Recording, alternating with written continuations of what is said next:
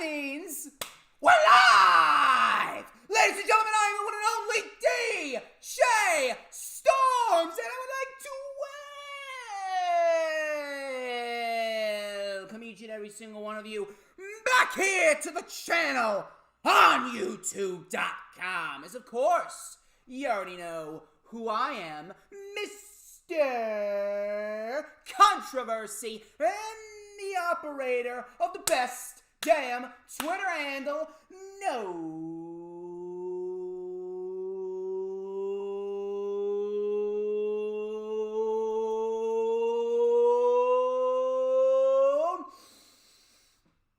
Wait for it. Wait for it.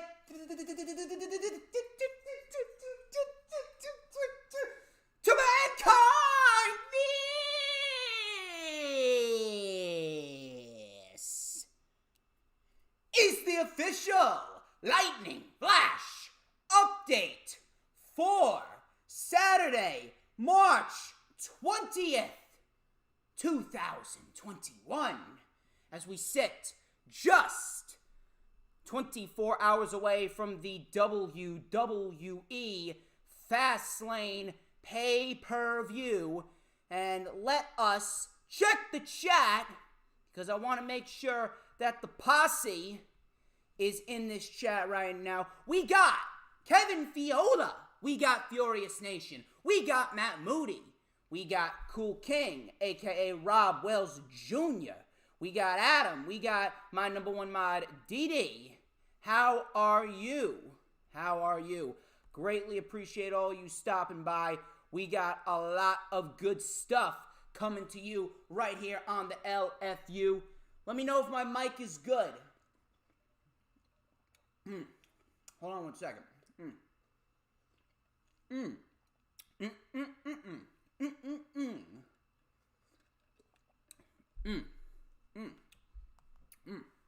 Good. Good stuff right there. Good stuff right there. I'm doing all right, Kevin Fiola. Thank you very much. Adam, you already know the drill. Of course, I am superior to Monday Night Raw in every way, shape, and form. That iconic intro, you know what I'm talking about, Cool King. Please make sure you hit that like button, because we got goals here we want to reach on the DJ Storms channel, which I will end up telling you later on again in the stream. So, we got a lot to go over. We got a lot of news and rumors to go over, a lot of reports to dissect. We got 7 weekly shows to go over. It is going to be a very, very, very analytical, it's going to be a very packed stream. It's going to be a very packed Lightning Flash update. Trust me, there will be rants. There's going to be a lot of ranting in this one, so I want you guys to settle in, strap in, get your popcorn.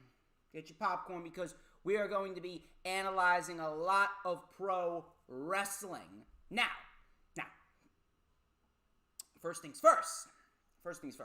We got some self-brand promotions and advertisements to get through here first. Now, if you guys are not already doing so, please make sure you follow me on the Twitter sticks at HistoryMakerDJS. You'll find out why I am the operator of the best damn Twitter handle known to mankind. You'll find out why everyone wants to be following me on the Twitter sticks. Please make sure you follow me there. Follow me on Instagram at the DJ Storms. Add me on Facebook as well for collaborations and business inquiries. Please send me an email. My email is, of course, StormsTakeOver@gmail.com. Like the official DJ Storms business page, and I may just send you an invite to join the official DJ Storms Posse group on Facebook, that is.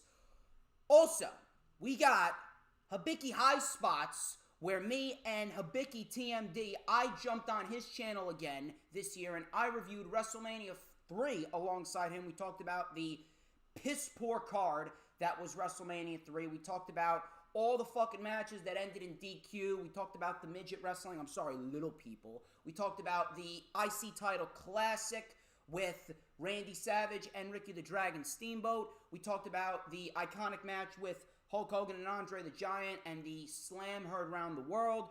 So if you want to hear that and you want to hear all of our analytical dissection, all of our opinions on that, the link is in the description. Please go check that out if you missed it. That's already over 120 views. The views and the likes are doing great for that video. Please go check that out if you missed it. Also, if you missed the rundown for WWE Fast Lane 2021 with Mr. Jay Alletto, that link is also in the description. We are over 30 likes, and on top of that, we are almost at 100 views. Me and Jay Alletto probably had the time of our life this year thus far. It was probably the most entertaining rundown that I've done in a good while. So if you guys missed that, the link is also in the description. Check out all my social media links in the description. Check out the 2 video links in the description. If you missed them this week, a lot of stuff went down this week. We are 6 minutes into the stream, and I only see 8 likes. You see, that right there is a problem. Why do we only have 10 viewers and 8 likes on the stream? I mean, it really does look like WrestleMania season really is taking an effect on everyone. It looks like no one wants to talk anything wrestling because wrestling is just in such a state of disarray right now, specifically the WWE, and because of WrestleMania season. AEW is doing great, but holy shit, WrestleMania season is terrible, NXT included.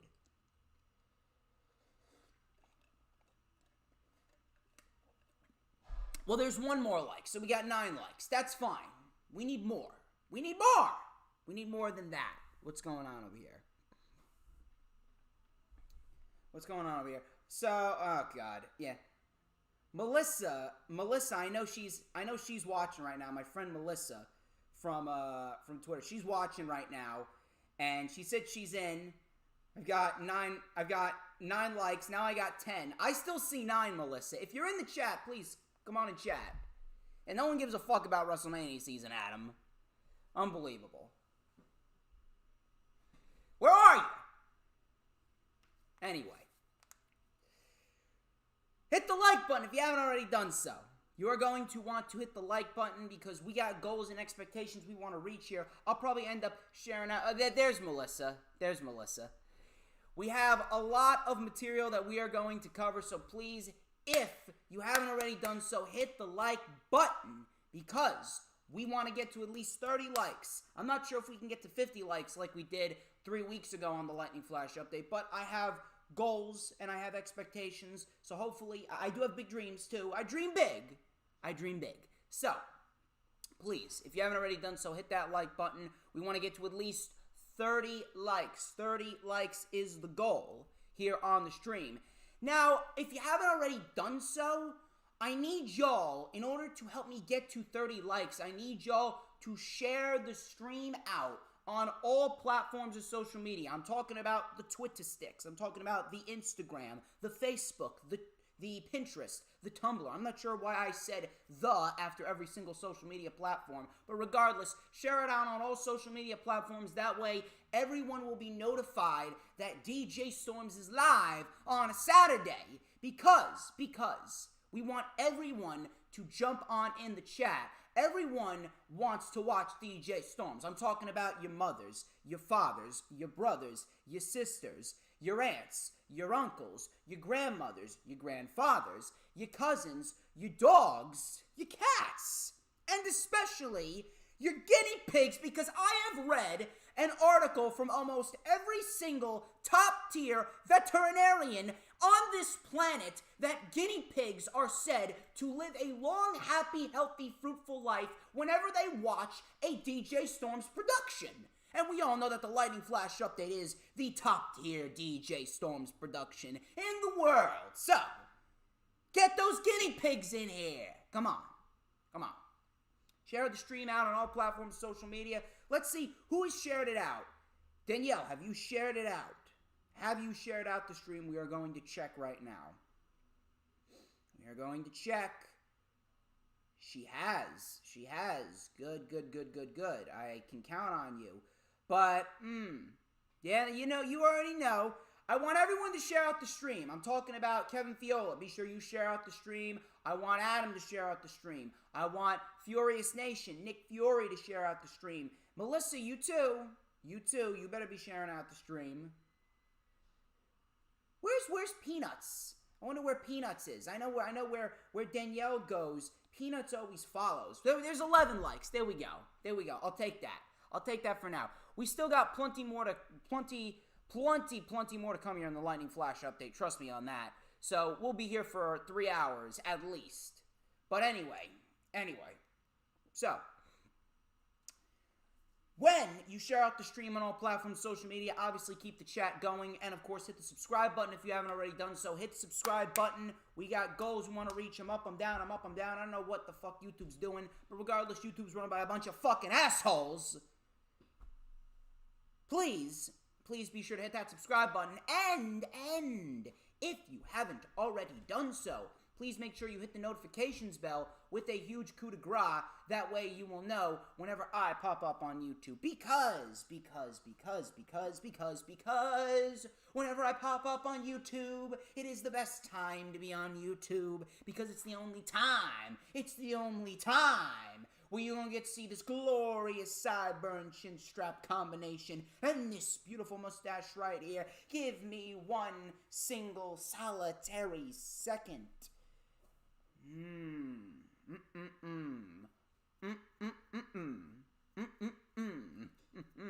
There we go. Everybody wants a piece of the Stormsmeister. You already know.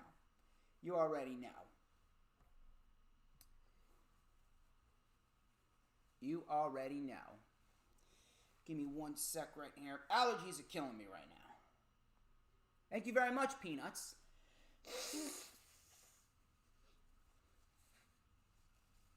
Of course, talk amongst yourselves. Talk amongst me, too. I will get to the chat. I will answer the chat after I'm done with the news, rumors, and reports section. We got a lot of news, rumors, and reports to dissect here. We are not going to waste any time.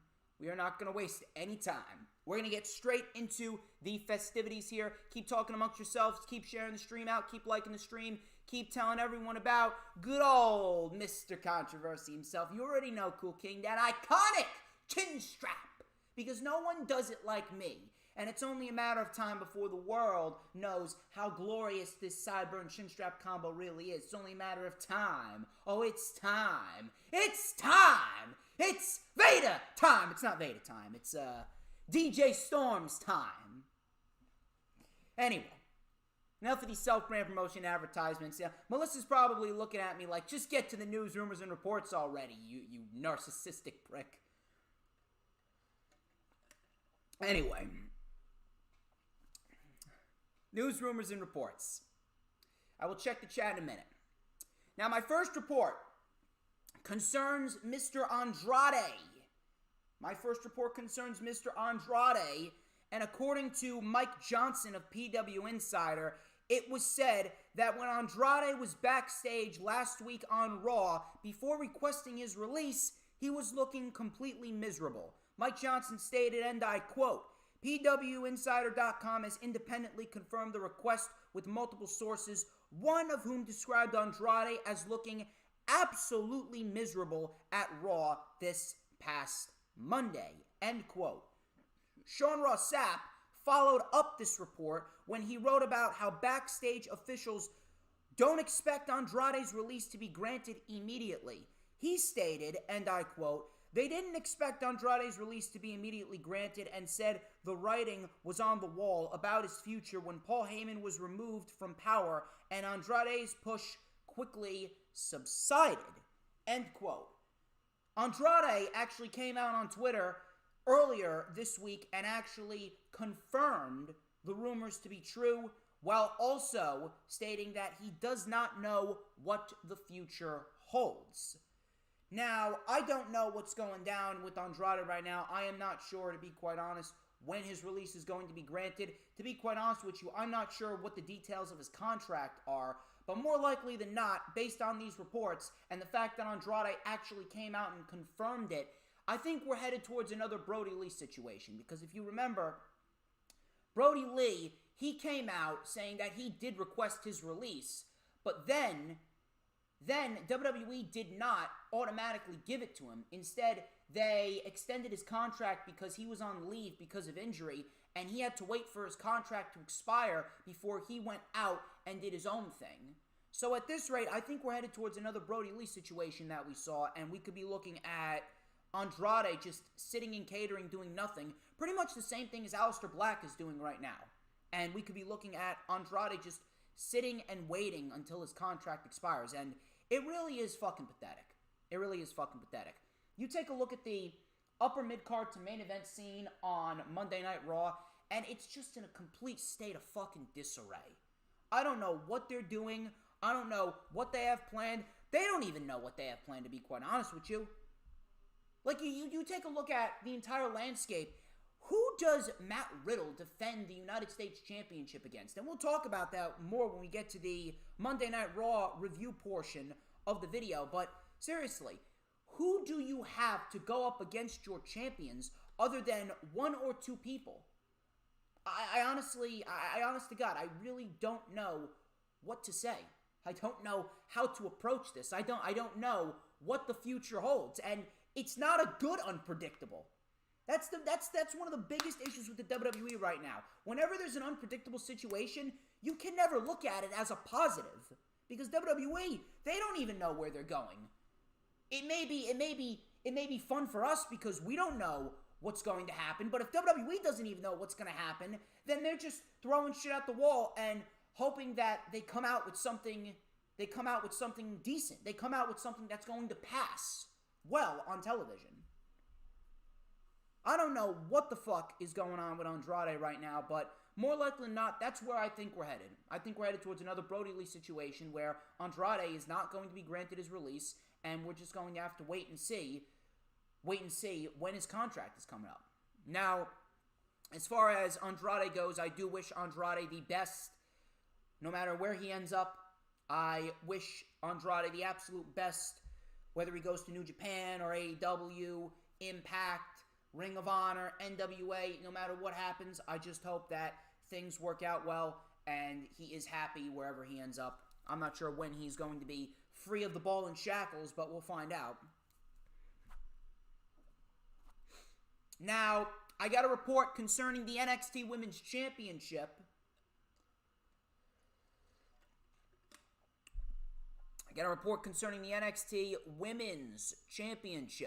So, according to Brian Alvarez on Wrestling Observer Live, the rumor going around is that Raquel Gonzales will be winning the NXT Women's Championship from Io Shirai. He stated, and I quote, "I don't know who's going to win the title, and plans change all the time in NXT. I heard months ago that Raquel is probably the one who is going to beat Io Shirai." End quote. End quote. Now, based on what's going on NXT, I do believe that months ago, Raquel was the plan. And you can definitely tell that WWE had big plans to push Raquel Gonzales and give her the NXT Women's Championship because they had her win the Women's War Games all the way back on December 6, 2020. And on top of that, they had her beat Rhea Ripley in a last woman standing match at NXT New Year's Evil. So they had plans to push Raquel Gonzales, and then Triple H came up with the idea of the Women's Dusty Rhodes Tag Team Classic, which I had no problem with. Matter of fact, it was a very good tournament, and the finals were great. The finals were excellent. And the right team won. I did not have a problem at all.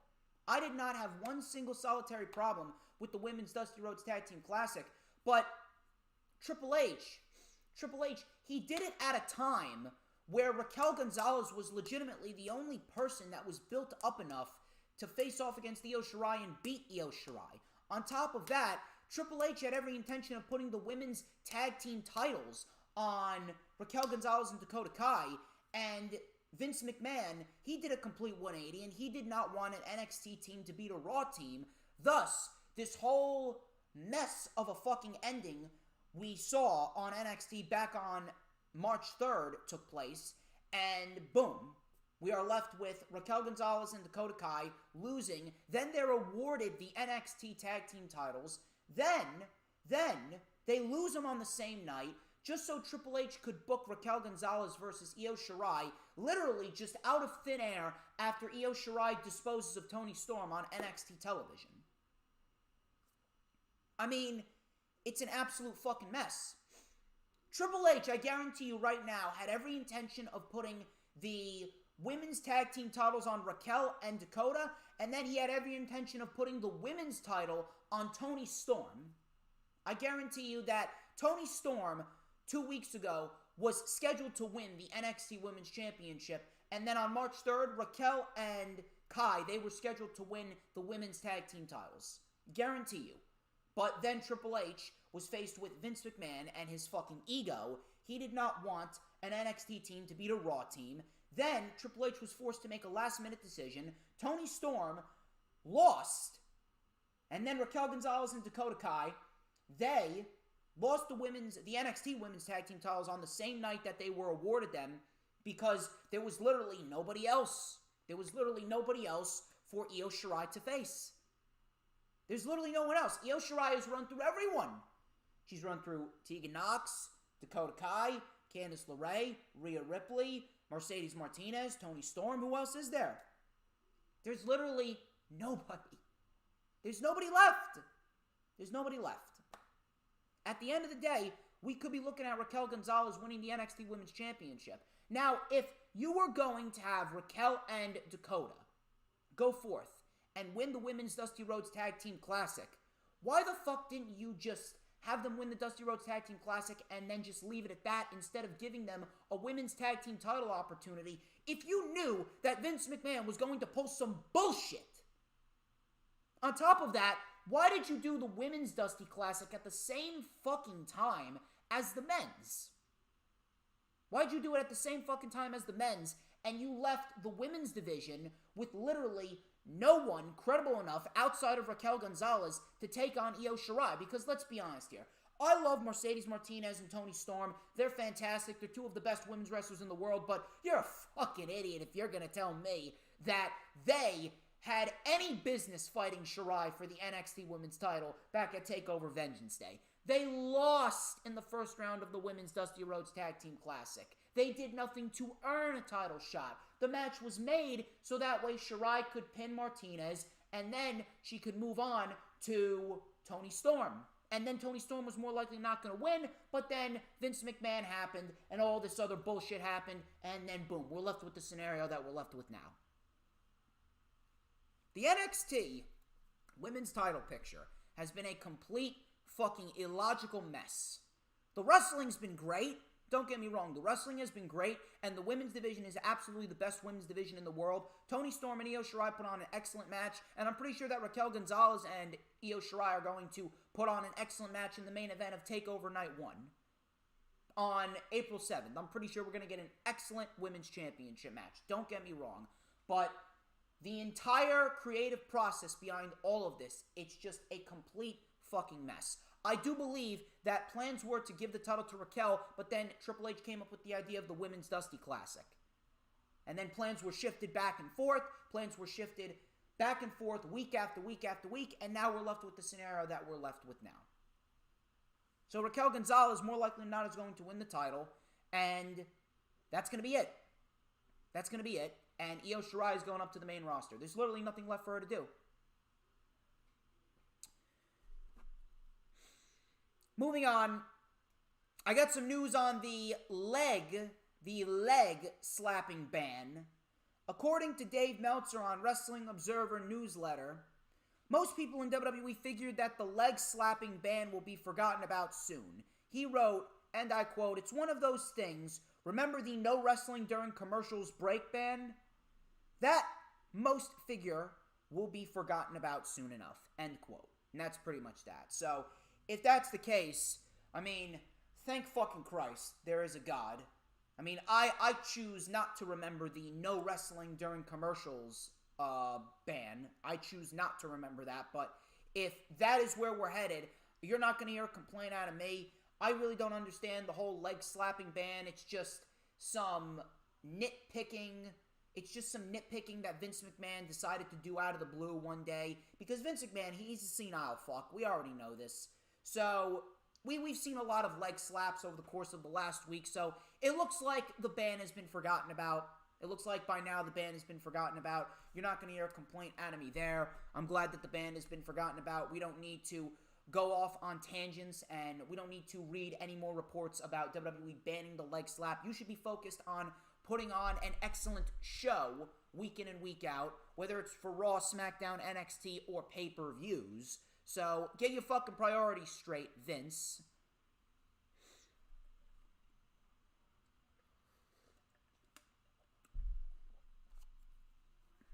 Oh, God. Don't even get me started on this bullshit right here. Don't even get me started on this bullshit right here. On a recent episode of the Bellas podcast, oh my God, I thought we've heard the last of the fucking Bellas. On a recent episode of the Bellas podcast, Brie Bella teased that the Bella twins will be returning to WWE within the next year. Oh, great. She said in the next year, the return gonna happen because we'll make sure, right? No, I would rather you not make sure of the return. And above all else, I seen some fucking idiot, which, you know what, fuck it, I'm gonna call this fucker out. I seen some idiot, what's his name? What's his fucking name? I think his name is WrestleOps or something like that.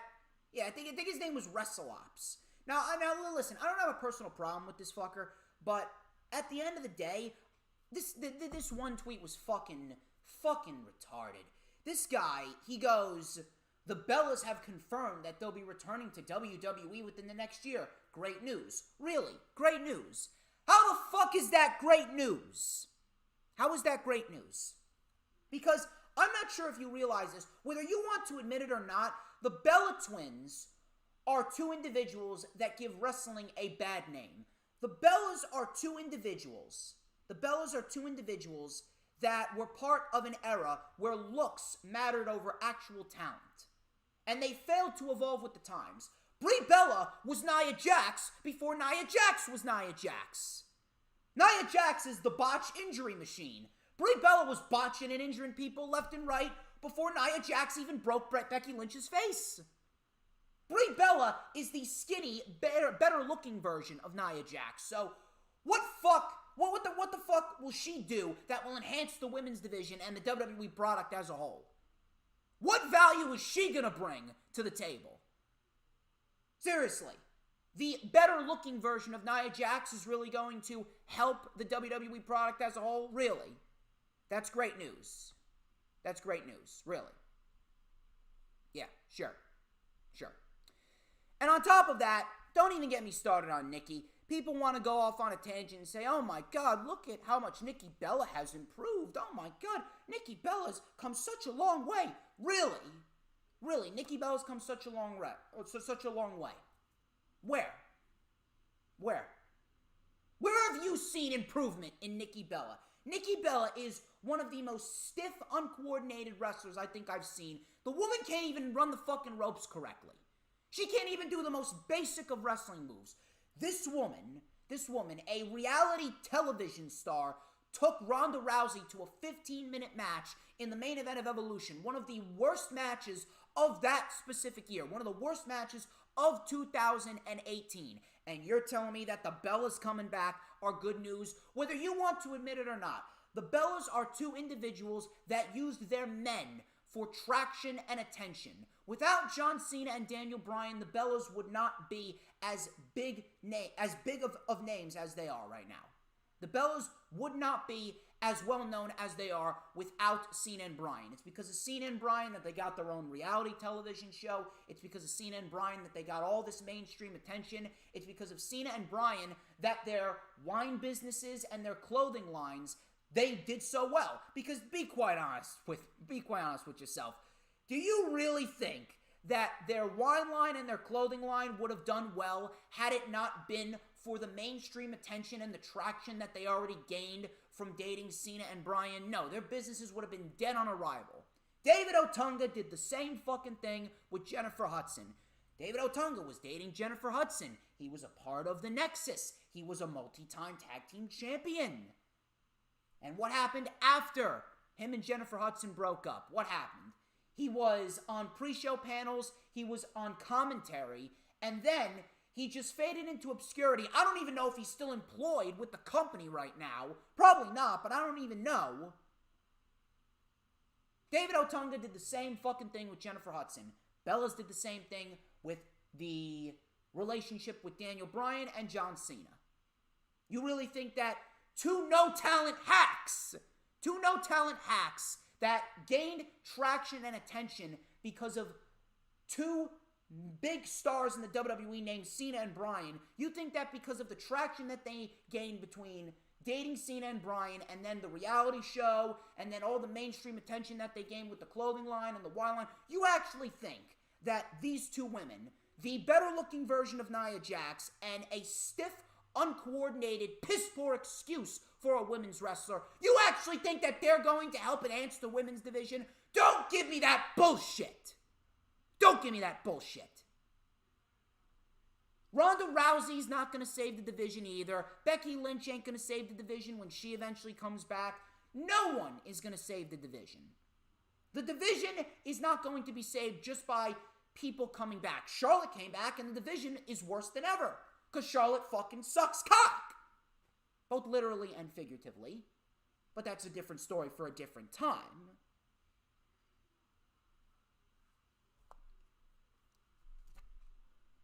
Unbelievable. Yeah, good news. Where? If anything, the Bellas coming back will make the division even worse than it already is. Good news.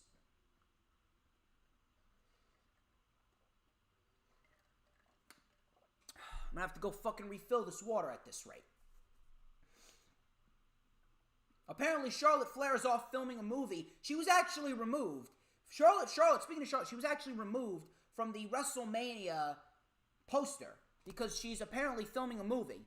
And Rhea Ripley, she's apparently debuting on Monday Night Raw. So it looks like we could be getting Rhea Ripley versus Asuka at WrestleMania. If that's the case, you're not going to hear a complaint out of me, but you better fucking give Rhea Ripley the title.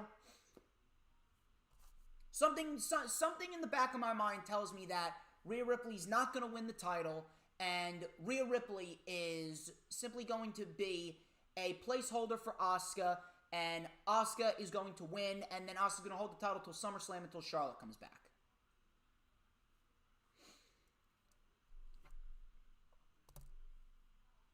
A couple more reports before we get to the big report, and my God, do I got some shit to say about this. So, a couple of more minor reports before we get into the big report. According to Dave Meltzer, Andrade was the key guy who told Rush and Dragon Lee from Ring of Honor not to go to WWE. And you know what? Andrade was right in doing so. Why should they go to WWE when after NXT, should they go to NXT first, which more likely than not they would, after they go to NXT, why would they even ponder the idea of staying on the WWE payroll, going up to Raw or going up to SmackDown after what they did to Andrade? Andrade was absolutely right to tell them that. And I hope that Andrade spreads the word to more and more individuals, because after NXT or NXT UK, whichever brand you start out with, the moment that you hit Raw and SmackDown, it's a 99.9999999% chance you are going to fucking fail because Vince doesn't know how to fucking use you.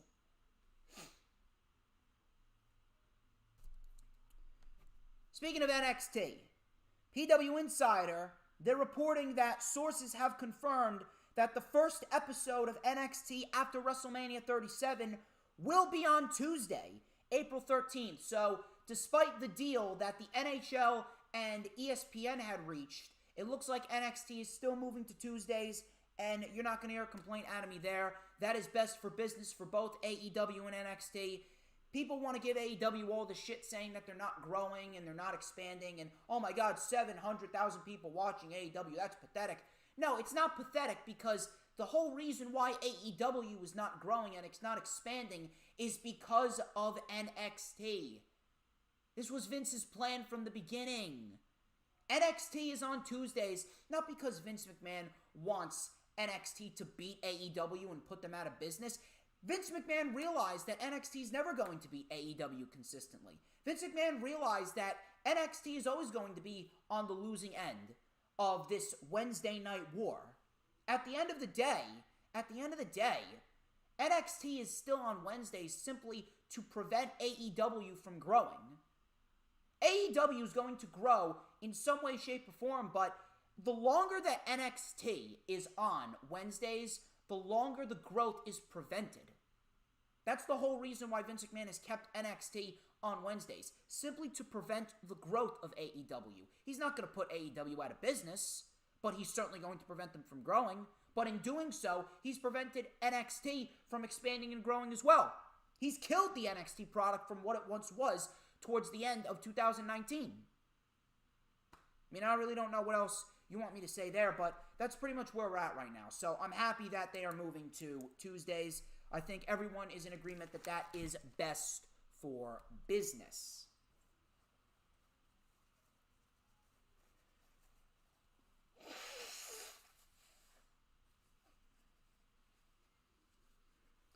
My final report before we get into the weekly show reviews, and oh man, you're going to want to hear what I got to say about the weekly show reviews, especially Raw, but my final report.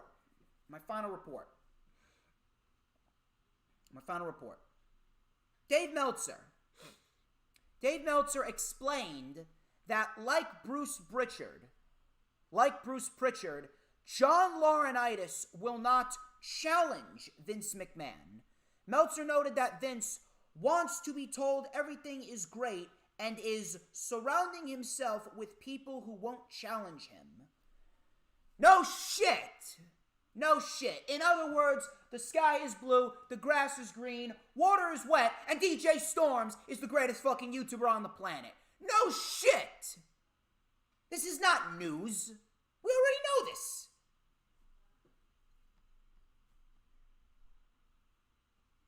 Vince McMahon wants to be told everything is great. Yeah, we already knew that by the time CM Punk came out and he absolutely fucking blasted the entire company all the way back in 2011. It's been known. You're a little late on this, Meltzer, but I appreciate the report. I actually like Dave Meltzer. I don't know about you. I think Dave Meltzer is fantastic. I think that he's actually a very good guy. But Meltzer wrote, and I quote, Mark Carrano will remain in the role of the guy who gets all the heat and bears all the bad news to talent, which Laurinaitis, Jim Ross, J.J. Dillon, and others played forever. But Carrano will now report to Laurinaitis. It was described that Laurinaitis always has a smile for Vince and won't challenge him. And like the hiring of Bruce Pritchard, Vince is right now a guy who wants to be told everything is great, which is funny because he's so much not the old Vince in that way. So he's more and more surrounding himself with people who won't challenge him and will feed him the idea the company is more popular than ever and television ratings don't mean what they used to. End quote. End quote.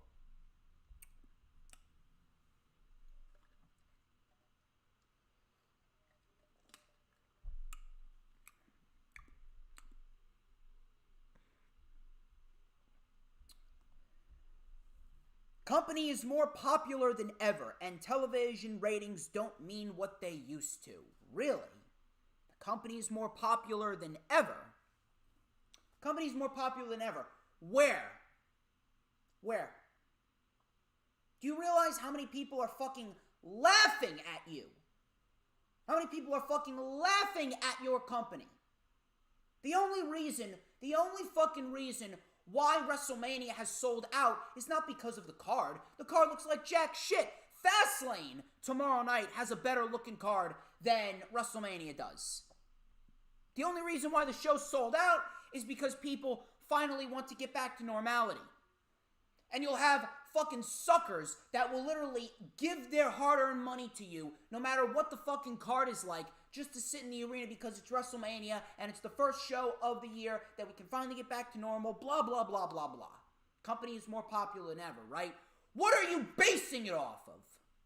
What are you basing the popularity of your company off of? Money? Really? Are you that fucking delusional? The company is staying afloat not because of the money that you're gaining through actual interest and fan traction and ratings and merchandise. That's not the reason why the company's staying afloat. I've stated this for a solid month and a half now. The company is staying afloat because Vince McMahon, again I will state, is perhaps the most intelligent businessman on the face of the planet. Vince McMahon always has some type of sly business tactic up his sleeve or in his pocket that he can pull out whenever the company is running low on revenue, just like they did with Peacock, and boom, WWE will get all this money, and WWE is going to sit on a nice hefty cushion of cash, and Vince McMahon can be told that everything's okay. But even when everything's not okay, you're going to surround yourself with yes men just because you don't want to be challenged and you don't want to be told that you're wrong. You do realize you're only doing yourself a disservice. You're only doing yourself a disservice. You're only doing yourself a disservice. You're doing your company a disservice. And you're doing all of the superstars that you have employed to contracts a disservice. Ratings don't mean what they used to. Really. Last time I checked, these television deals are pretty fucking lucrative, if you ask me. USA always loves to brag that Monday Night Raw apparently is the best fucking show on their station, even though USA is a pretty shitty fucking network. Fox signed them to $2 billion, right? Fox signed them to a $2 billion fucking dollar deal. Really, ratings aren't what they used to be. Then how come these two network stations decided to sign you to lucrative television deals? It's because TV ratings are vital. TV ratings aren't what they used to be because of the fact that you have made a fucking mockery and an embarrassment out of the concept and the sport that is professional wrestling. Professional wrestling just has this negative vibe around it because Vince McMahon has fucking embarrassed the whole concept.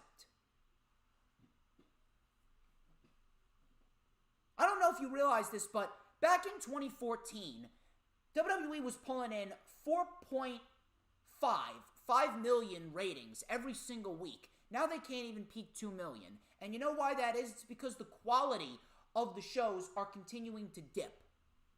I guarantee you that by the end of this year, we could be looking at 1.0 million ratings. I guarantee you.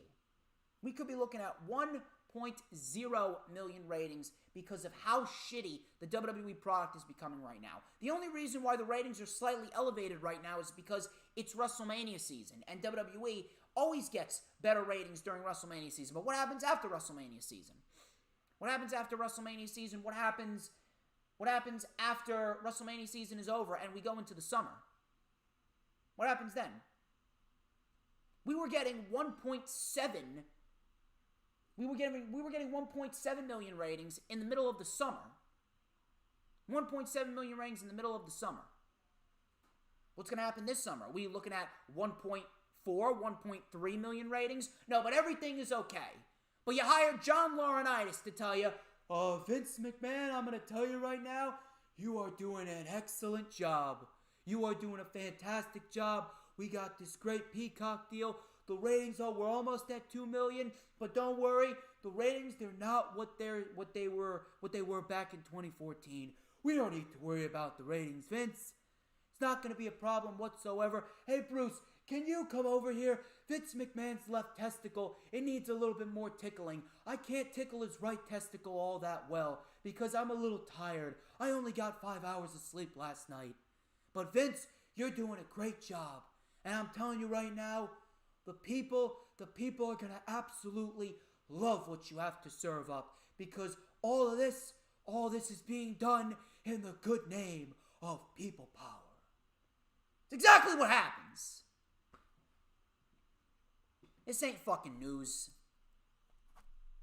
Vince McMahon is absolutely going to be the death of his own company. What are you going to do? How are you going to spin? How are you going to spin to Vince McMahon? How does Vince McMahon even conceive in his mind that these ratings are bearable? How does he even conceive in his fucking mind that a 1.7, a 1.8 million rating, a rating less than 2 million during WrestleMania season, the biggest season, what is supposed to be the biggest season of the wrestling year. How the fuck does he conceive that this is adequate? How the fuck does he conceive that this is acceptable? How does USA and Fox conceive that these fucking ratings are acceptable? The only reason why SmackDown is still pulling decent ratings is because you got Roman Reigns on the show. You got the fucking Tribal Chief.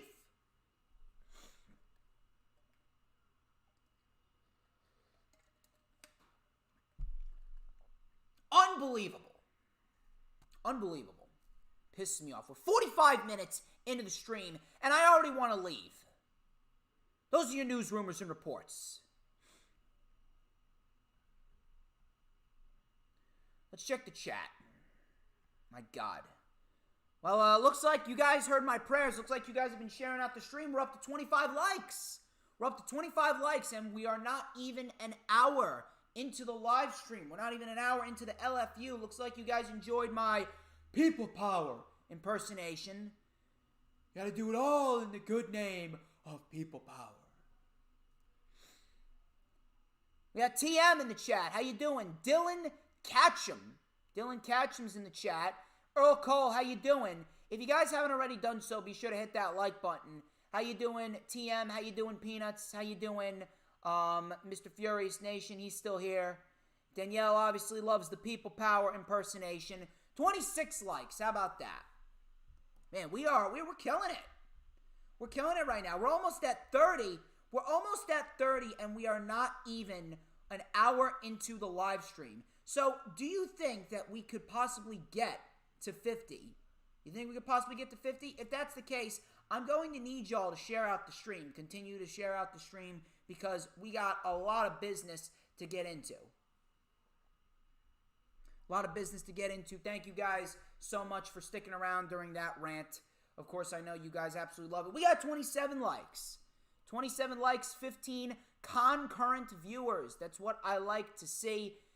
TM, I hope you're doing well. Dylan Catchum, hope you're doing well. Cool King, I know that he's enjoying the rants. I'm glad you're doing well, Cool King. DJ Storms is superior to the Bell Twins. You goddamn right. You goddamn right I am. Earl, thank you very much for joining, Mr. Earl Cole. I greatly... No. 50 likes. 50 likes and I'll dab. There you go. 50 likes, I'll dab. That's a goal that I want to reach again. 50 likes is the goal, people. So let's get the ball rolling. We're almost at 30. We're more than halfway there.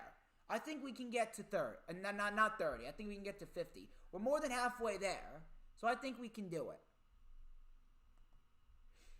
Who's still here? We got, is Melissa, you still here?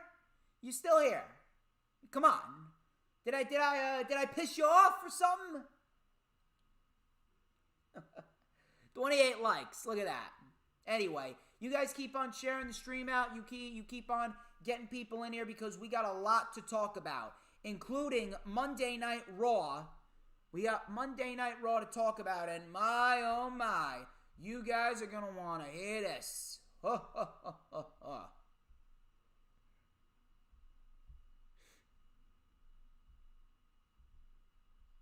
So, what we got over here? David Maniscalco. Yeah, David Maniscalco. You know David Maniscalco always comes in, sharing the stream out. Good.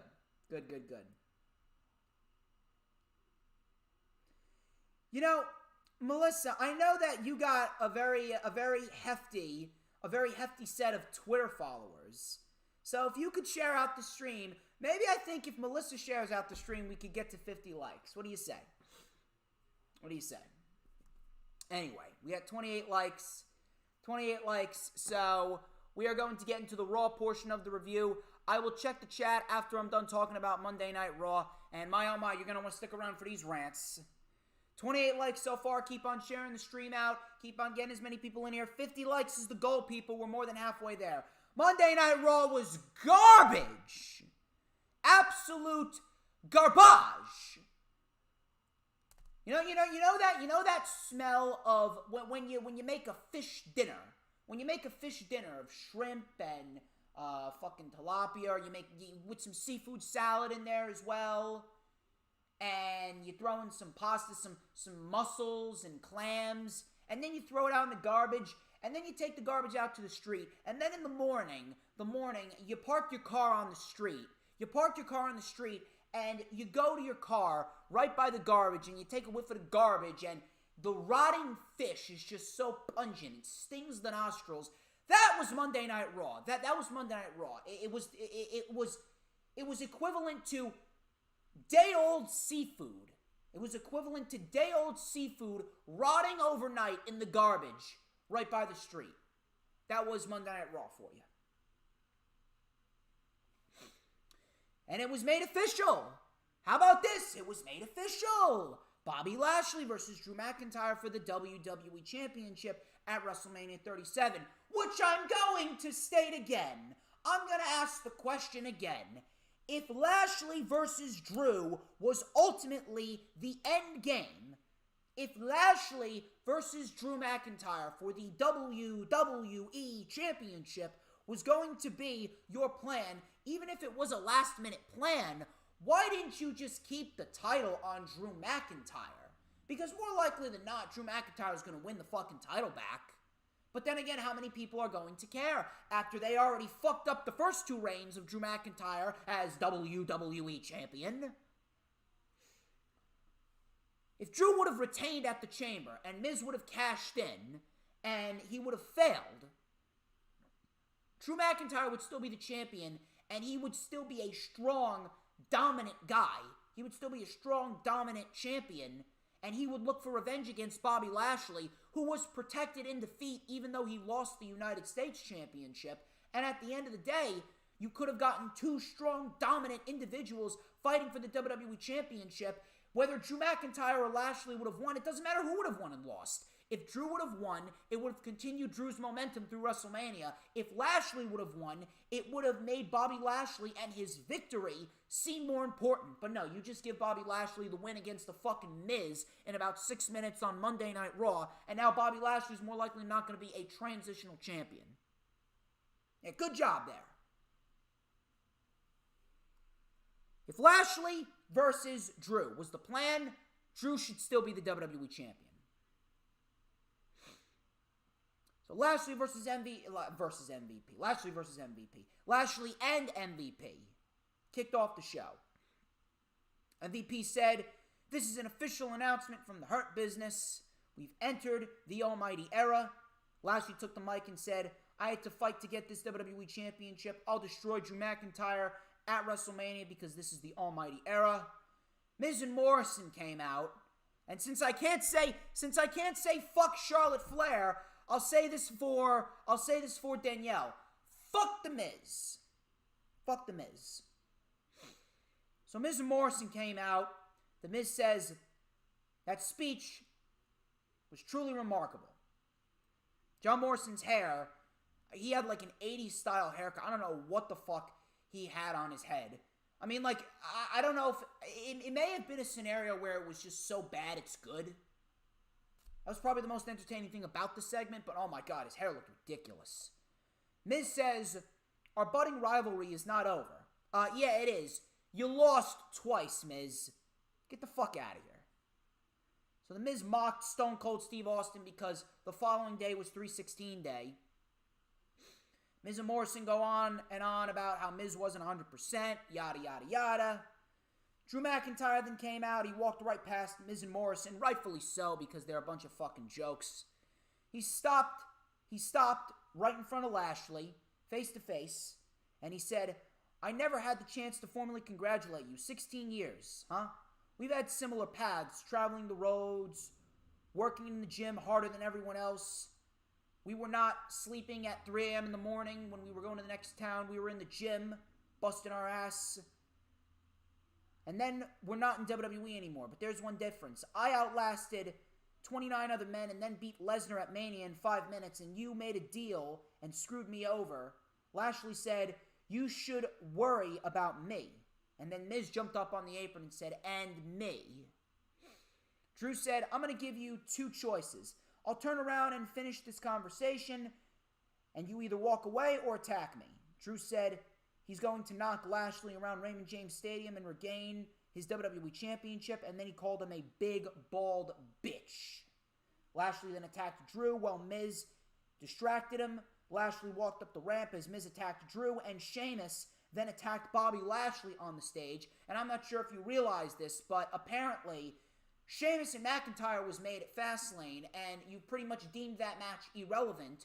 I don't know why we had to sit through 3 matches with Drew and Sheamus. I'm not sure why you didn't just make the match initially for Fast Lane and then have it be a no-holds-barred match and then let it be that. I don't understand. I really don't. So we get Drew McIntyre versus The Miz. How many fucking times we get to see Drew McIntyre versus the fucking Miz? Drew McIntyre hit the Claymore, but he did not cover The Miz. Instead, Drew locked in the Hurt Lock, stared right into the camera, and that was a message sent directly to Bobby Lashley, and Miz tapped out, and that was that. That was that. So, and we had Braun Strowman. You know, the apple didn't fall too far from the stupid tree. Stupid is as stupid does. Braun Strowman, that guy, the Strowman Express. Apparently Shane McMahon, he brought it to the Strowman Express later. We'll talk about that in a little bit. So Braun Strowman came out, and he demanded that Shane McMahon come out and stare him face to face. So Shane McMahon came out, and he says he doesn't know what he wants. Strowman says he's been bullied. Says he's been bullied by guys like him his whole life. Strowman said just because you go to fancy schools and you grew up with a rich daddy doesn't mean you're smarter than him. Braun, it actually does. It actually does. Strowman says you mumbled and fumbled all over your words last week. Braun, correct me if I'm wrong, but didn't you mumble and fumble over your words during a promo with Brock Lesnar all the way back at the beginning of 2019, just 2 short years ago? Seriously. So, Strowman goes, your fear reeked through the arena. I want a match with you tonight. Shane said, you couldn't handle me. He goes, stupid is as stupid does. Shane told Braun that you're on, blah, blah, blah. And we get the match. I knew for a fact that the match wasn't going to take place on Raw. But the match was made. You know what I find funny about all this? Here's what I find funny about all this. You're making fun of Braun Strowman being stupid, and you're trying to get Shane McMahon over as the heel in this. But after all the stupid shit that Braun Strowman has done over the course of the last 3 years, where he mumbled and fumbled over his lines against Brock Lesnar, where he got into it with Michael Che, and Colin Jost at the Andre the Giant Memorial Battle Royal, and then he pretty much told independent wrestlers not to be poor. After all the stupid shit that Braun Strowman's done over the course of the last few years, how is it that we're supposed to boo Shane McMahon? Shane McMahon's looking like the biggest fucking babyface on the face of the planet. I'm cheering Shane McMahon here. I'm laughing my ass off, not for the right reasons, but I'm rooting for Shane McMahon in this one, because Braun Strowman's a legit dunce. He's a fucking retard.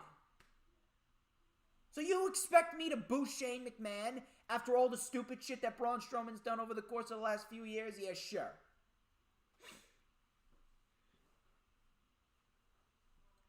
Lana and Naomi versus Mandy Rose and Dana Brooke. Oh my god. Man, what a great match. I can't believe they wasted a WrestleMania-worthy match on Monday Night Raw. Said no one ever.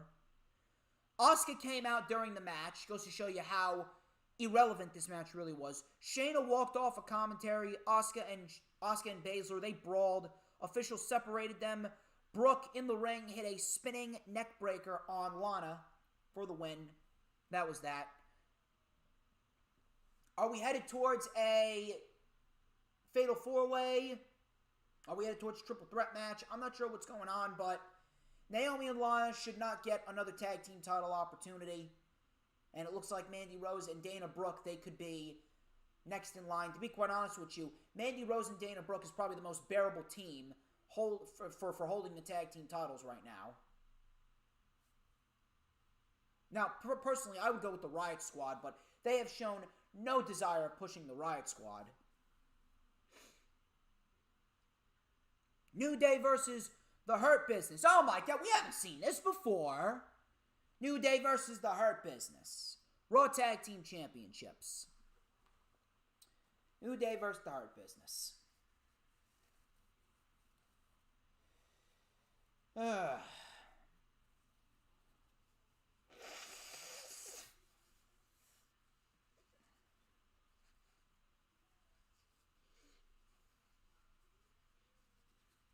Listen, I'm not going to tell you that the match was bad.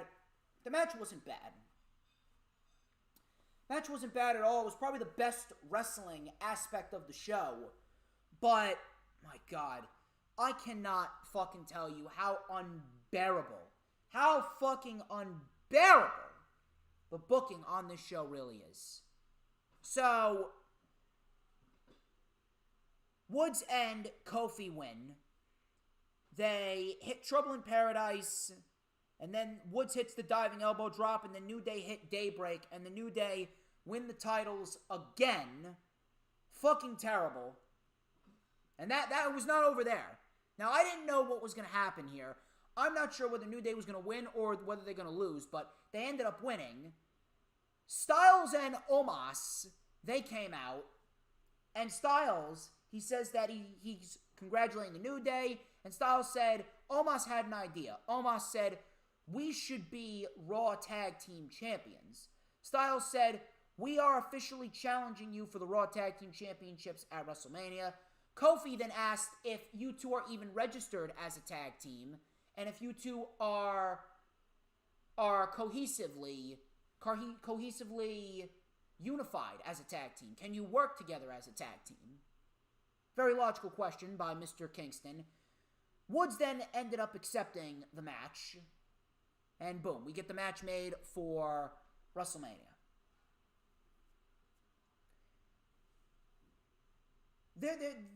I cannot fucking tell you how much wrong there was with this one scenario.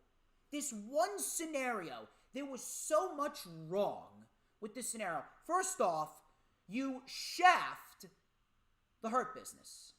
You pretty much just deemed Cedric Alexander and Shelton Benjamin unworthy of WrestleMania. You deemed them unworthy of WrestleMania. What did they do with the tag team titles? They did nothing with them. A fucking miserable 85-day reign. They did absolutely nothing with them. So you shaft the Hurt Business, you delegitimize and kill the momentum of the Hurt Business just to give the New Day the tag team titles, just to get a babyface versus heel dynamic, which is a fucking dead dynamic anyway. No one gives a shit whether it's heel versus babyface. They just care about good wrestling, and they care about new stars being created. Who fucking cares if we have babyface versus heel? Nobody fucking cares. Nobody cares. So you shaft the Hurt Business. Not only do you shaft the Hurt Business, number one, you shaft the Hurt Business, and you deem them unworthy of WrestleMania, and then, that's number one. Number two, you shaft AJ Styles of a legitimate WrestleMania match. Because let's be quite honest here, this isn't a legit WrestleMania match for AJ Styles. It's not. The tag team titles,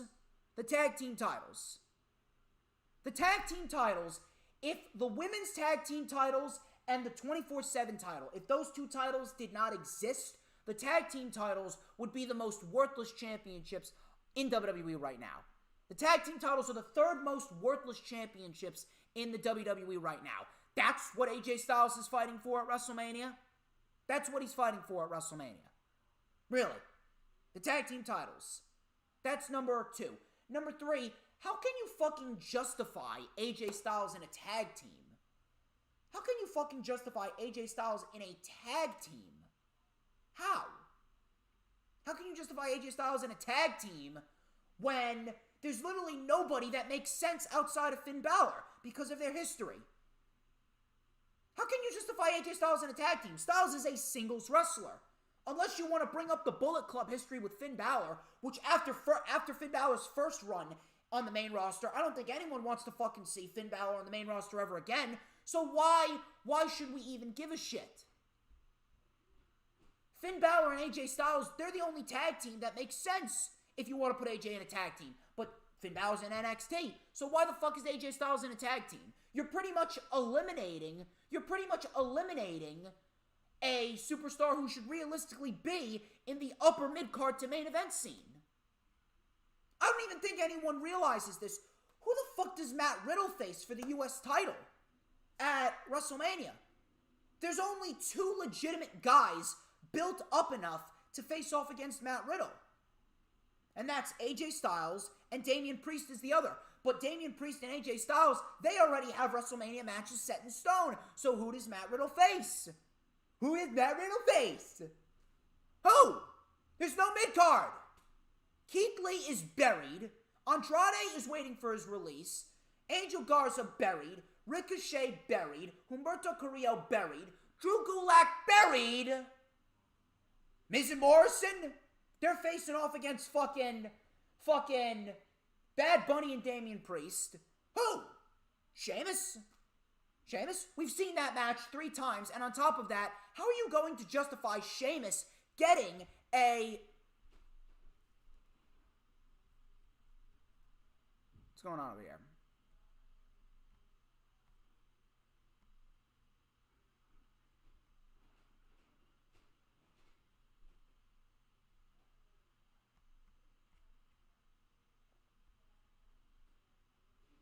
What's going on over here? You good? Okay, there we go. I'm not sure what happened there. There was a little glitch connection right in the middle of my rant. Right in the middle of my rant, there was a little glitch. I apologize about that. I'm not sure what was going on there. I apologize. But how are you going to justify Sheamus? If you go forth with Sheamus versus Matt Riddle for the US title, how the fuck are you going to justify Sheamus getting a United States Championship match when more likely than not he's going to fucking lose to Matt Riddle? Not Matt Riddle, Drew McIntyre tomorrow. Tomorrow, Sheamus is going to have 2 losses to McIntyre on his resume, and he's going to have a loss to the WWE Champion, which took place this past Monday. If Sheamus is the one that's going to face Matt Riddle at WrestleMania for the US title, how are you going to justify Sheamus getting a US title opportunity? Hey, Becky just joined. Vince is tampering with my fucking stream. Styles in a tag team, how can you justify that other than with Finn Balor? And on top of that, you're eliminating a guy from the mid-card to main event scene. Who the fuck does Matt Riddle face at WrestleMania for the US title? Number four, who the fuck cares about Omos wrestling? Seriously. Who the fuck cares about Omos wrestling? I don't understand why Vince McMahon decided to fucking blow up the plans and now he wants to be spontaneous and unpredictable. Who the fuck cares about Omos wrestling? I have seen literally no one. I have seen absolutely fucking nobody. I have scrolled up and down my Twitter timeline and I have seen absolutely nobody tweet out, "Oh my god, I can't wait to see Omos wrestle." Nobody cares. Nobody cares. You never gave us a reason to care about Omos as AJ Styles' manager in the first place because you just introduced him randomly right out of the blue. It's been 6 months and we still haven't gotten a legitimate explanation as to why Omos even got enlisted by AJ Styles in the first place. But you want us to care about Omos fighting for the tag team titles. You want us to care about the black version of the Great Khali fighting for the Raw Tag Team titles alongside a guy who shouldn't even be in a tag team. Really?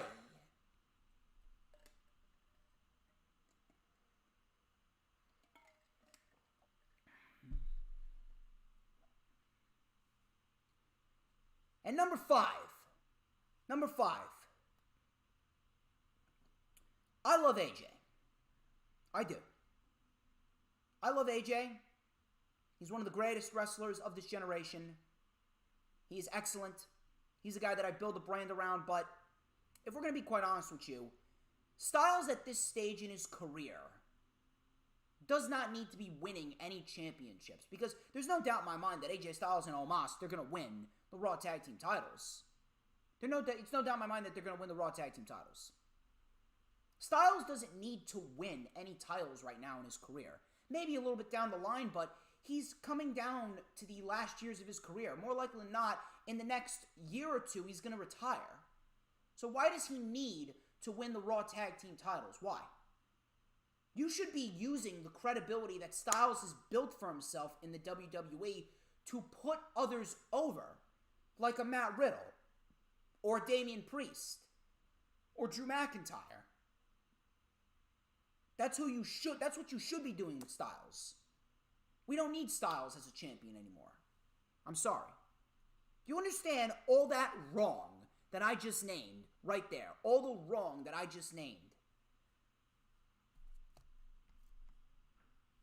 Fucking hell. Sorry about the technical difficulty earlier. I really do strive for perfection. Damian Priest versus Jackson Ryker. Well, before this, actually, Bad Bunny was given Stone Cold Steve Austin merchandise by R-Truth, and then Bad Bunny relinquished the 24/7 title back to R-Truth. Who gives a shit? Damian Priest versus Jackson Ryker hit the lights in 15 seconds for the win. Elias then attacked Priest.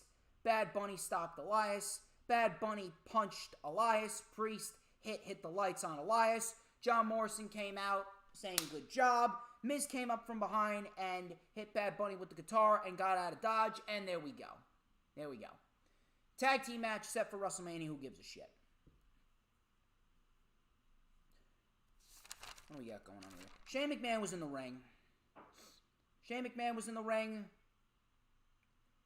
He was set for his match with Strowman. Strowman came out. Shane McMahon exited the ring. He says he's got to warm up. He was doing push-ups.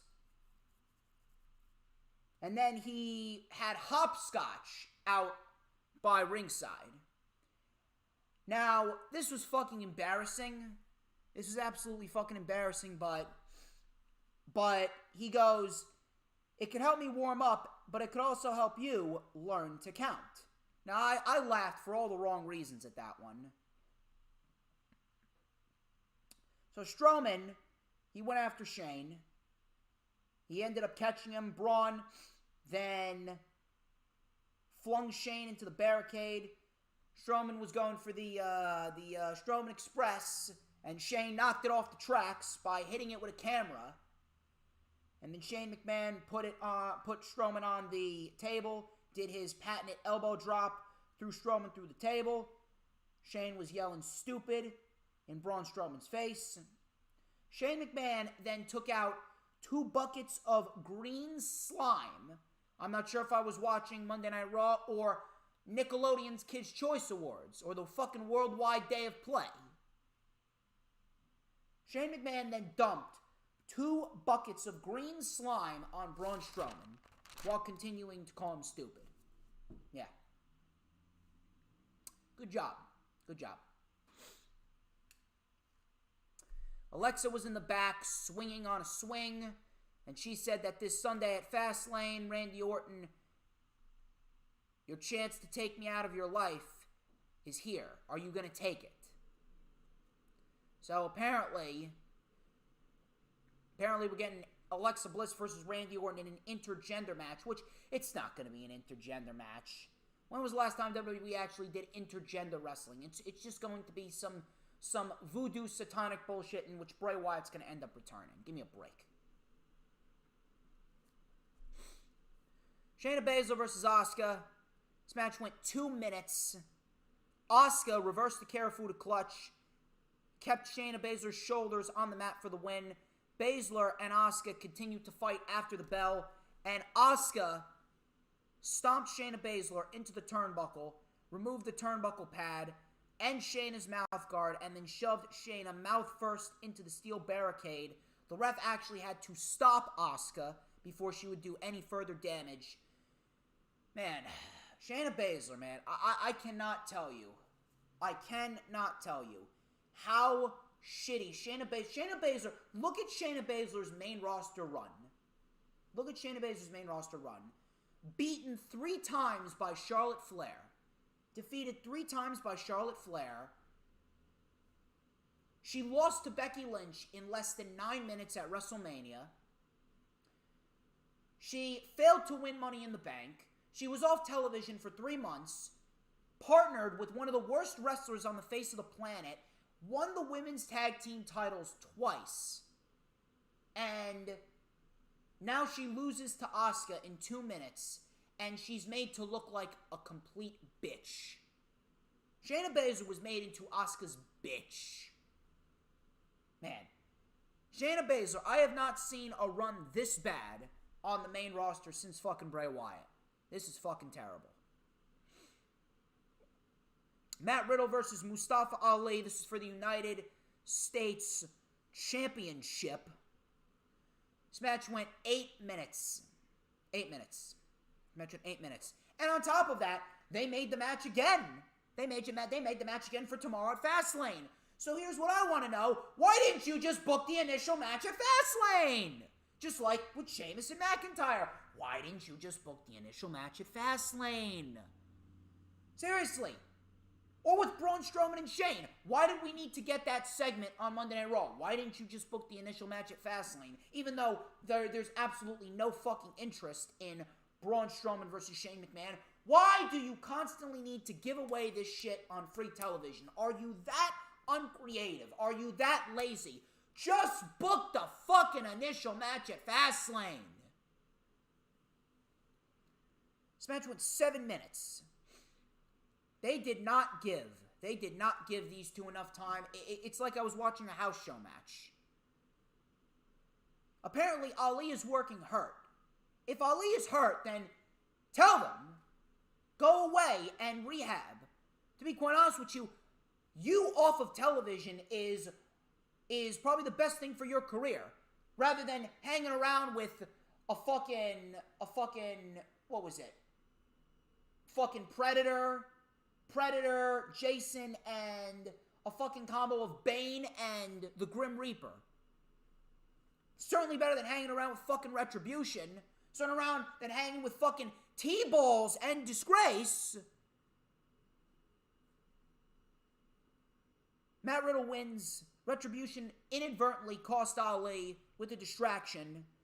Riddle wins with the bro Derek, and he got out of dodge. Ali reprimanded Retribution after, and we get another match between these two this Sunday at Fastlane. Why didn't you just book the initial match at Fastlane? Does no one think?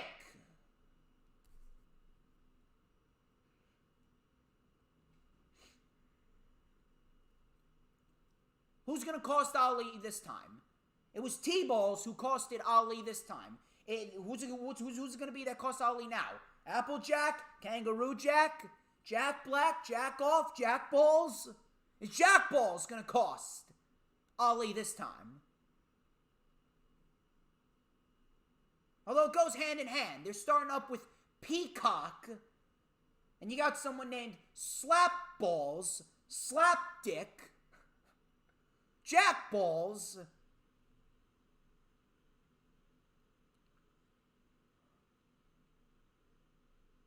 Drew McIntyre made his way out to the ring, and he sat ringside for Sheamus and Bobby Lashley. Bobby Lashley won with a spear, and then afterwards, Drew McIntyre hit him with a Claymore, and that was that. That was Monday Night Raw for you. That was Monday Night Raw for you. I don't give a shit. Who's in the chat? Habicki's in the chat. Bicky's in the chat. TM's still in the chat. Proud Mixed Child, thank you for joining. Efron Cortez Jr., I know he's in the chat. Thank you for joining. If you guys have not done so, hit the like button. We are over 30 likes. The goal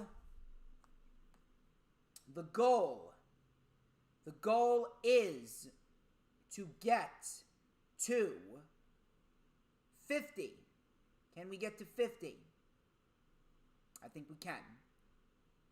I think we can get to 50 if you guys help me out. If you guys share out the stream. If you guys make sure that everybody is getting in the stream so they know that DJ Storms is live. Share it out on all platforms of social media.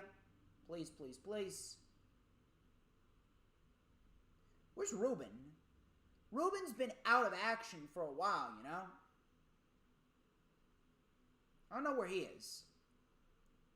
But I'm sharing it out to a few more people. Let's see if we can get him in the stream. So, Adam just said Lemon Jack. Interesting.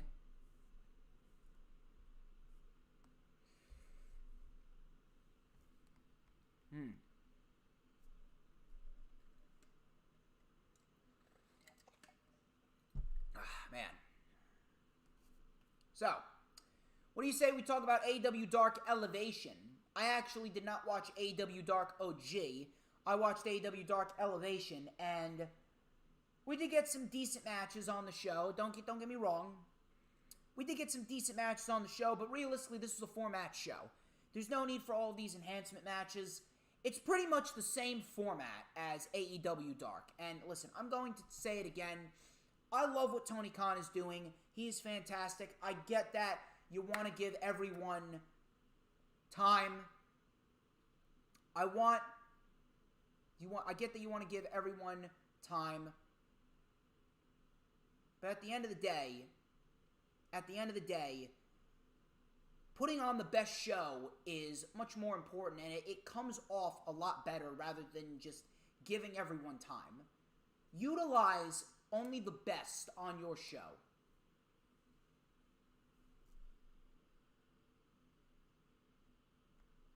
Harry Smith, he's asking the question, what are your thoughts on AEW wrestlers juicing Tony Khan? They're not juicing Tony Khan, dude. Dude, they're not juicing Tony Khan. All they're just signing with a promotion that's going to treat them well. Tony Khan is doing just fine with who he's signing. What he has, he's got a good roster right now. They're not juicing Tony Khan. They're not looking for a big payday. If they're looking for a big payday, they would sign with the WWE. The WWE is the one that's giving them the big bucks. AEW is not giving them the big bucks. They're giving them a reasonable amount, but AEW is giving them creative freedom over anything. So I don't know where you're coming up with that. But we're going to talk about AEW Dark Elevation. We started off with a fairly decent match with Jungle Boy and Danny Limelight. Danny Limelight's actually very good. He's actually growing on me.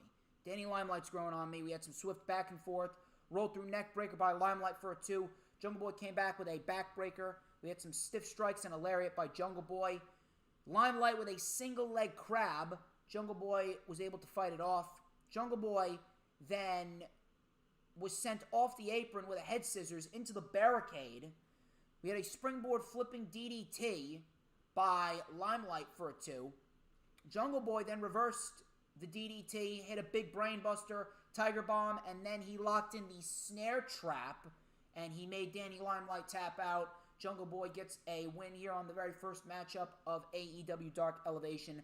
Fairly decent match. Limelight's very much growing on me. Kip Sabian and Miro, they took on Baron Black and Vade Morales. Sabian won with the elevated swinging neckbreaker. That was pretty much that. Big Swole versus Skylar Moore. Big Swole ended up winning with the Dirty Dancing. Very quick in and out. Glad to see Big Swole back. QT Marshall took on Marco Stunt. Another fairly fun match right here. Marco with a quick head scissor takedown. QT pulled. QT, this was a great move right here. QT actually pulled Marco from the ground, launched him up in the air, and then caught him in a spinning backbreaker. Looked fucking crazy. And it really helped that Marco's very small. So Marco, he got popped up with a right hand. Marco then with a leg lariat for a 2. Marco then hit a Canadian Destroyer on QT Marshall for a 2. QT stopped the sliced bread attempt, and QT popped up stunt into a diamond cutter for the win. Afterwards, Ryan Nemeth and the Pretty Picture then attacked Luchasaurus. Not Luchasaurus. They attacked Marco's stunt.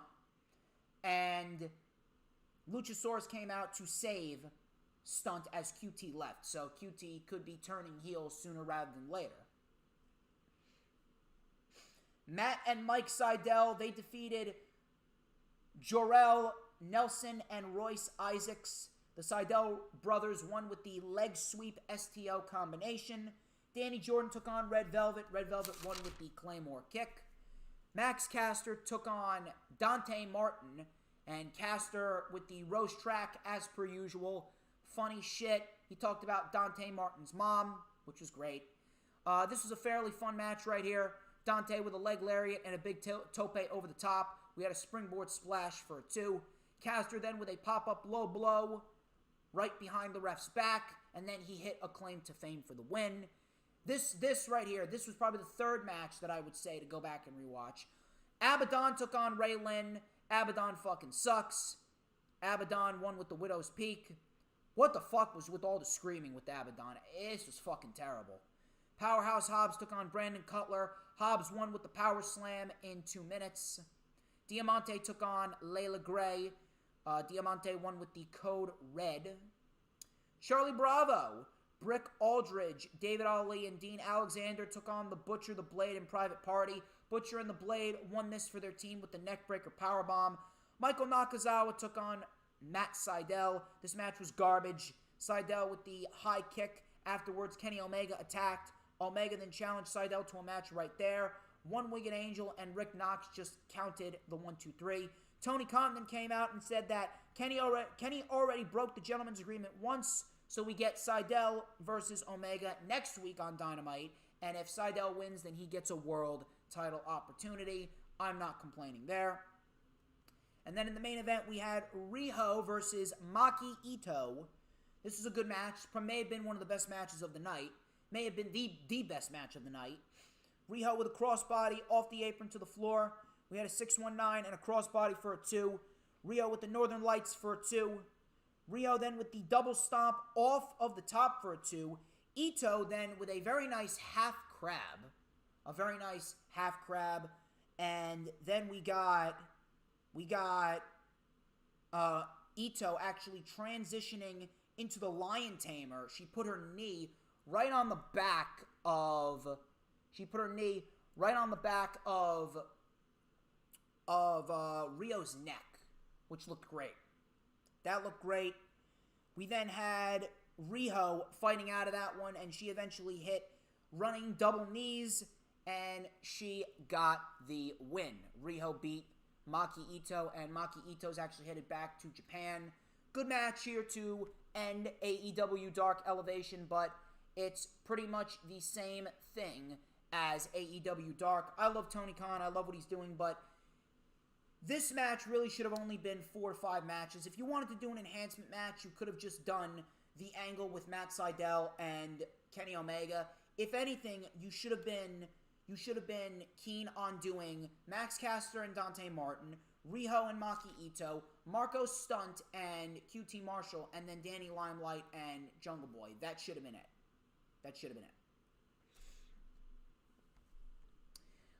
Harry Smith, you are banned. You are banned from the channel permanently because you are a piece of shit. So, do not fucking test me.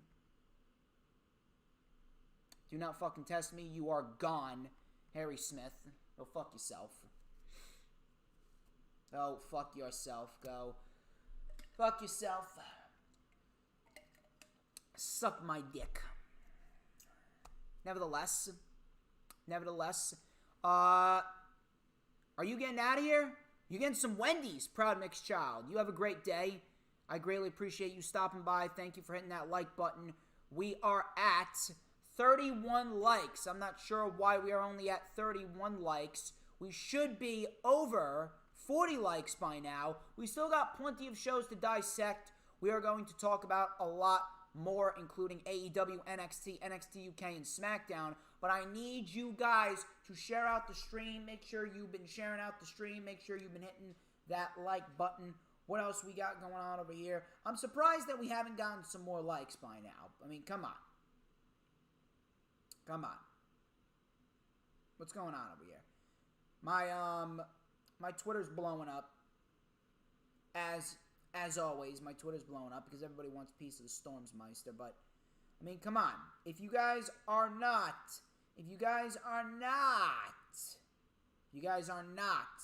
sharing the stream out, you should be. We have 31 likes. We're trying to get to 50. Can we get to it? It's a reasonable goal. Come on. Anyway, we're talking about AEW Dynamite St. Patrick's Day Slam. St. Patrick's Day Slam, which was an excellent show, an excellent night of pro wrestling, and it started up a lot of interesting material that could very well bleed into the coming months leading into Double or Nothing.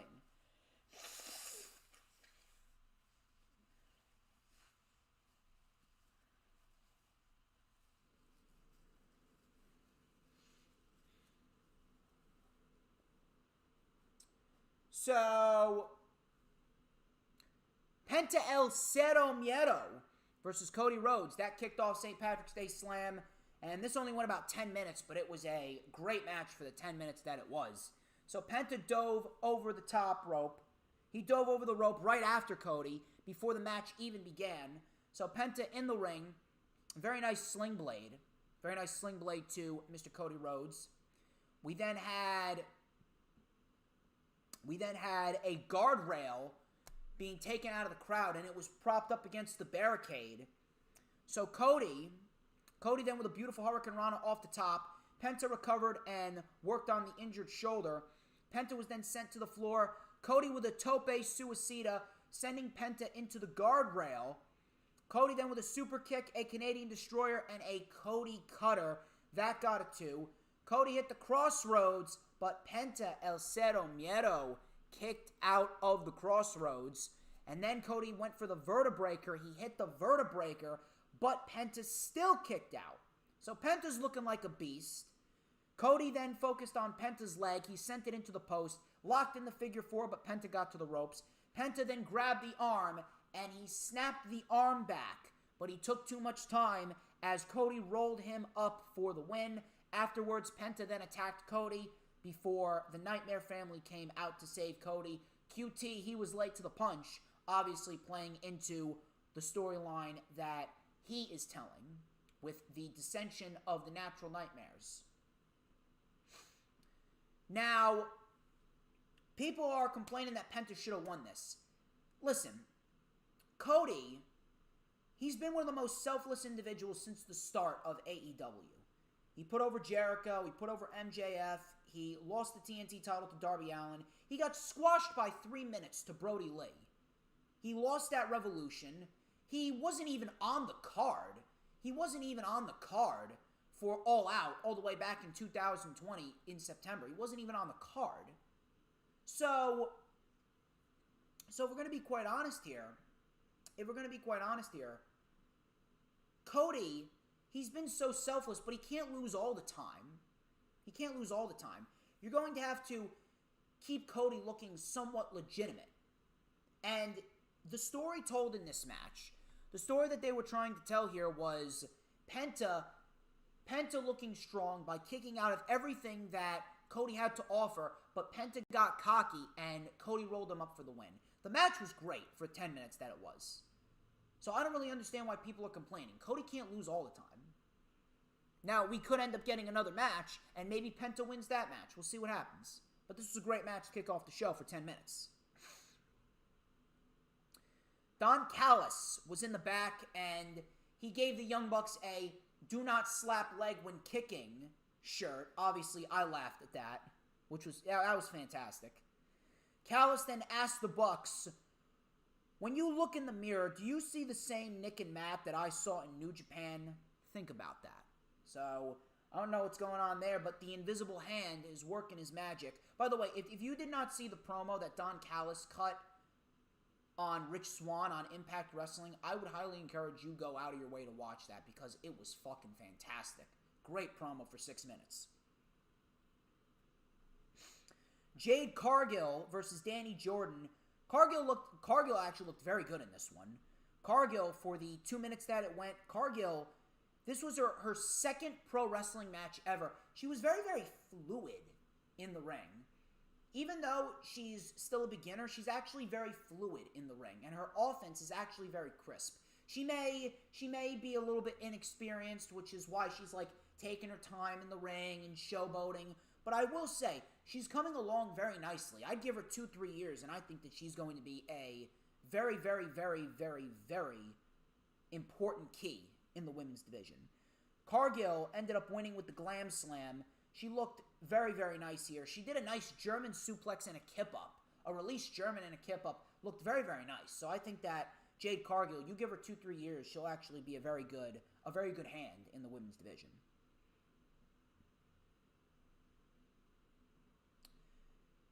MJF and his faction, apparently they are calling them the Pinnacle. They are calling them the Pinnacle, which I got no issue with. That's a great name. Tully, he said, it's great being with these group of guys. You saw Santana and Ortiz handcuffed. You saw Sammy wearing a chair. You saw the great Chris Jericho and this gentleman take a baseball bat and pop it.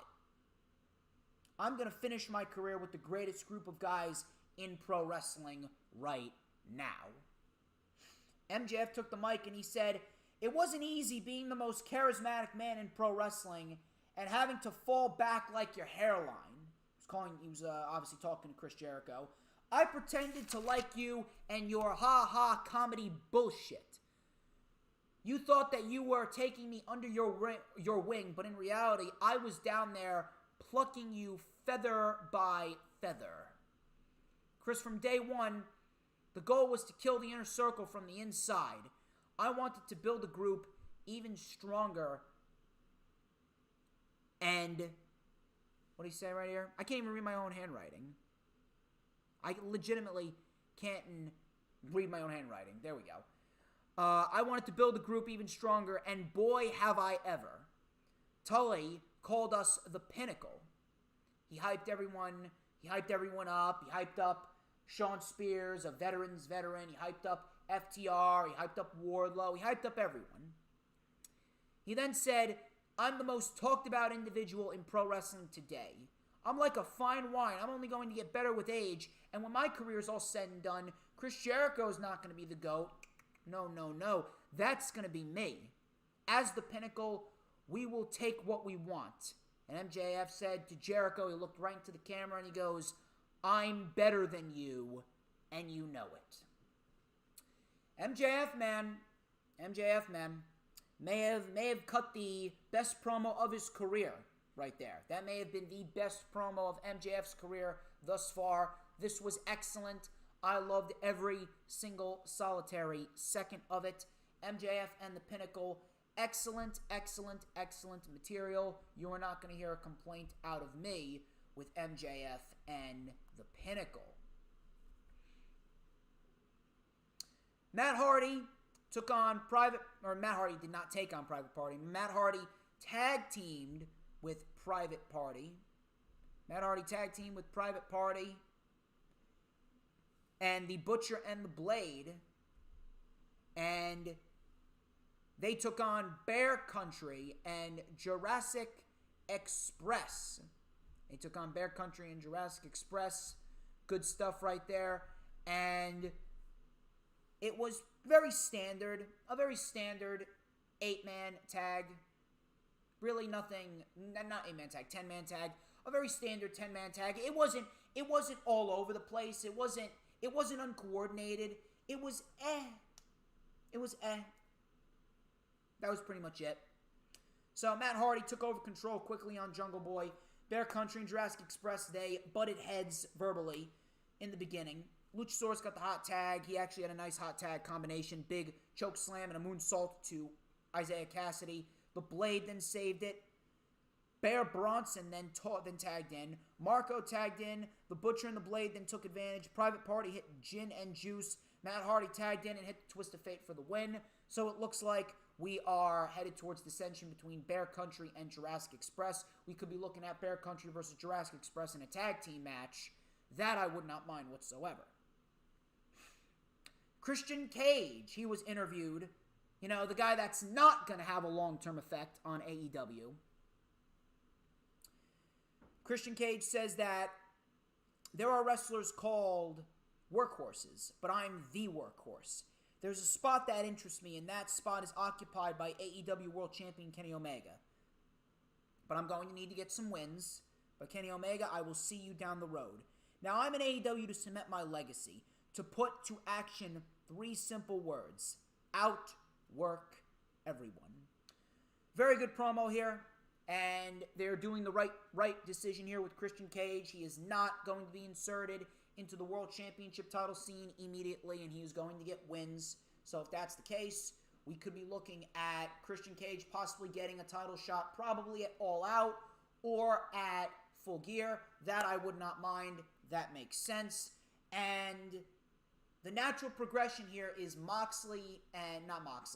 The natural progression here would be Kingston and Omega. Moxley's going to be a supporting character to Kingston now because he lost at Revolution. So if that's the case, we are going to be looking at Eddie Kingston versus Kenny Omega at Double or Nothing. That I would not mind whatsoever. Oh, don't worry, Candice Jones. We're going to be talking about Britt Baker and Thunder Rosa in just a little bit. But please hit that like button. Hit that like button if you haven't already done so. So, we had Moxley and Kingston versus the Good Brothers. Fairly decent match right here. Really nothing too special. Brawl started immediately. We had a magic killer to Moxley on the floor. The match began with Kingston being isolated. Kingston tried to fight back. Big exploder suplexed Carl Anderson, and then he tagged in John Moxley. Moxley lit up Carl Anderson. He kept the pressure on him with a big lariat.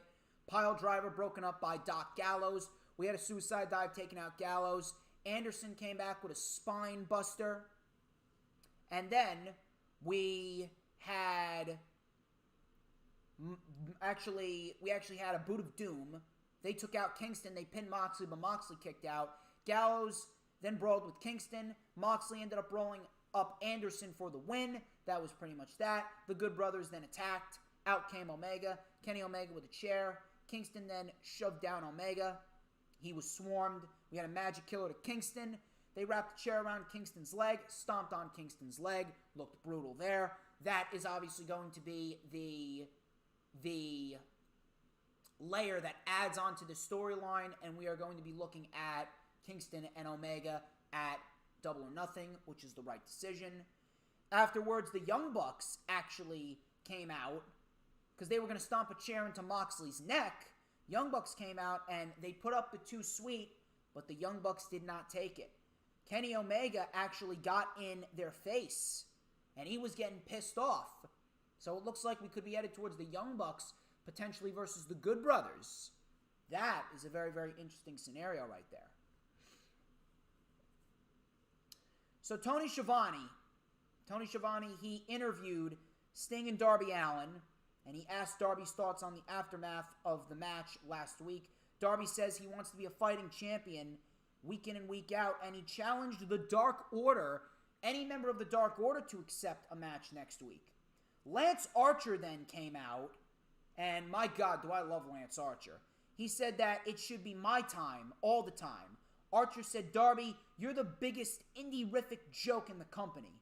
Roberts then called Allin a weenie boy, which I laughed at, and Roberts said, you don't play with fire. Be careful, boys. There's change coming. And then they left. So, let me tell you something. If we are headed towards Lance Archer versus Darby Allin or Lance Archer versus Sting, I wouldn't mind that. Lance Archer versus Sting is actually something that intrigues me more because, to be quite honest, I'm still going with Pac. I'm still going with Pac to win the TNT Championship. But if there's one thing that I really do appreciate about AEW, it's the fact that all of their championship title scenes, minus the women's title picture, because that's pretty predictable. I'm predicting Britt Baker to take the title off of Hikaru Shida. I think everyone is predicting that. But the World Tag Team title picture, the TNT title picture, and the World title picture, they're all unpredictable. There's multiple people floating around that spot, and there's multiple people that could take on Darby Allin. Pac, Scorpio Sky, and now Lance Archer. I like the unpredictability. I really do like that. So, if Lance Archer is the next TNT champion, I definitely wouldn't mind that, but I would still go with Pac. Afterwards, Team Taz then ended up coming out. Brian Cage says, I've got something to say to you, Sting. I gotta say I respect you. And Ricky Starks is wrong. With or without your bat, you are still the icon. Team Taz was actually not happy. And Cage ended up walking off. Very interesting. So, could we see some dissension in Team Taz? Is Brian Cage moving away from Team Taz? That I would not mind whatsoever. Very, very interesting scenario right there. Rey Fenix took on Angelico. Phoenix with a roll-through cutter, 4-2. Angelico with an inverted figure 4. Phoenix got to the ropes. Phoenix with a super kick, roundhouse kick from Angelico. Phoenix then hit the Fire Thunder Driver for the win. Swift, fun little sprint, but if I'm going to be quite honest, this is probably the weakest thing on the show. Wasn't really too crazy, wasn't really too special. Next week, we actually got a great show. We got Nyla Rose and Ty Conti. We got FTR and Shawn Spears versus Dante Martin and the Varsity Blondes. Darby Allin is taking on John Silver for the TNT title next week. And my God, Tony Khan loves him some John Silver. Johnny Hungy. And we also got Omega and Sydal next week. That should be great. Candice Jones asked the question, do you think Britt Baker versus Jade Cargill would be a good program, or would you like to see them team up as a female heel faction? I think that would be a good program probably after Britt Baker loses the women's title, if I'm going to be quite honest. If you want my thoughts on that. I think they're better going off into a program rather than teaming up. Britt Baker's a singles performer. Speaking of Britt Baker and Thunder Rosa. Holy shit, lights out unsanctioned match. This was fucking excellent. Right here. This was an awesome fucking lights out unsanctioned match. This was fucking brutal. And my God, I gotta give Britt Baker and Thunder Rosa a round of applause right there. I don't think I would be able to do any of that shit that they did. No thumbtacks, no fucking ladders. I ain't going through fucking tables. I'm not getting curb stomping to steps. Britt Baker and Thunder Rosa, they are two tough motherfuckers. So, the match started physical early on. We had an air raid crash on the stage, which looked brutal. Air raid crash on the stage. Rosa then used a chair against Baker and Rebel, not Reba. Rebel and Baker set up a table. Baker then with a curb stomp to Rosa on the steps. Looked brutal. Rosa was busted open. Coming back from commercial, we had a brutal looking superplex to Thunder Rosa on a pile of steel chairs by Britt Baker. Rebel then pulled out a ladder.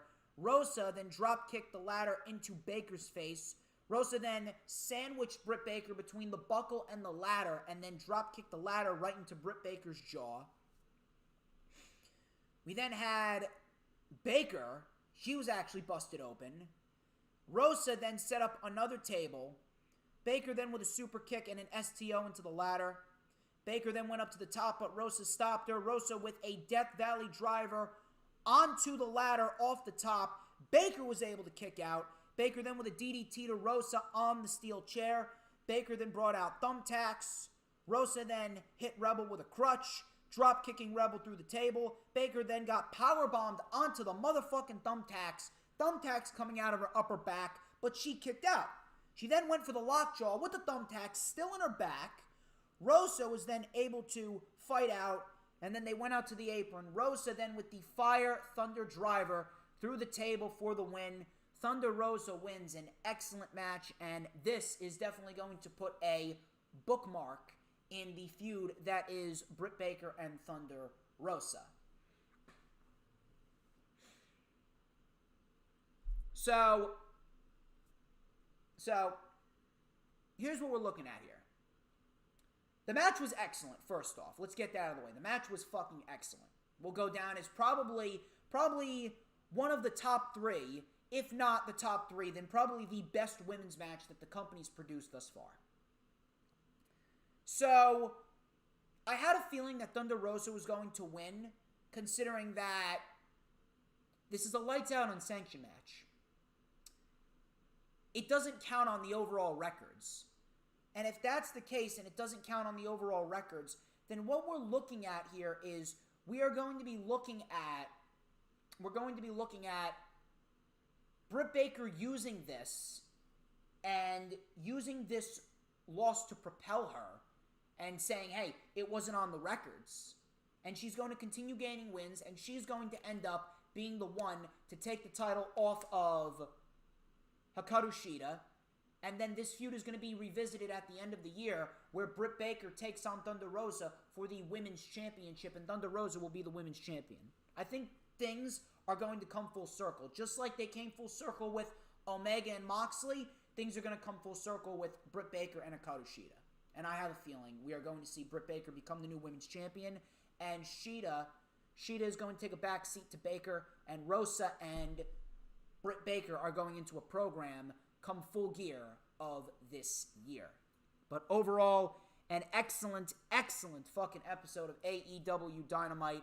Lots of awesome material to go over. Lots of awesome material to sink our teeth into.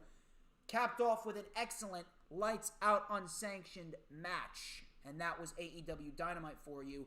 We have about what else we got? We got about 3 more shows to go over. But I'm going to need your help because we're only at 32 likes. We're only at 32 likes. You see, that's a problem. That's a problem. We need to get to 50. I've been sharing out the stream. I'm not sure why people aren't joining, but my God. We are at 32 likes. We should be at 40 already, but, you know, whatever.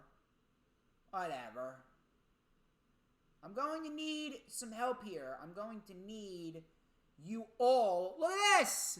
We have Big Boy Johnny.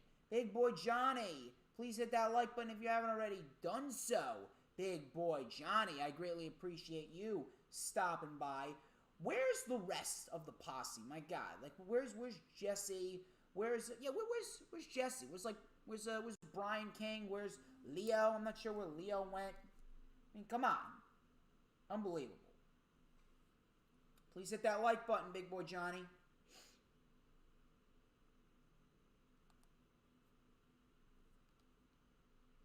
So, let's check the chat.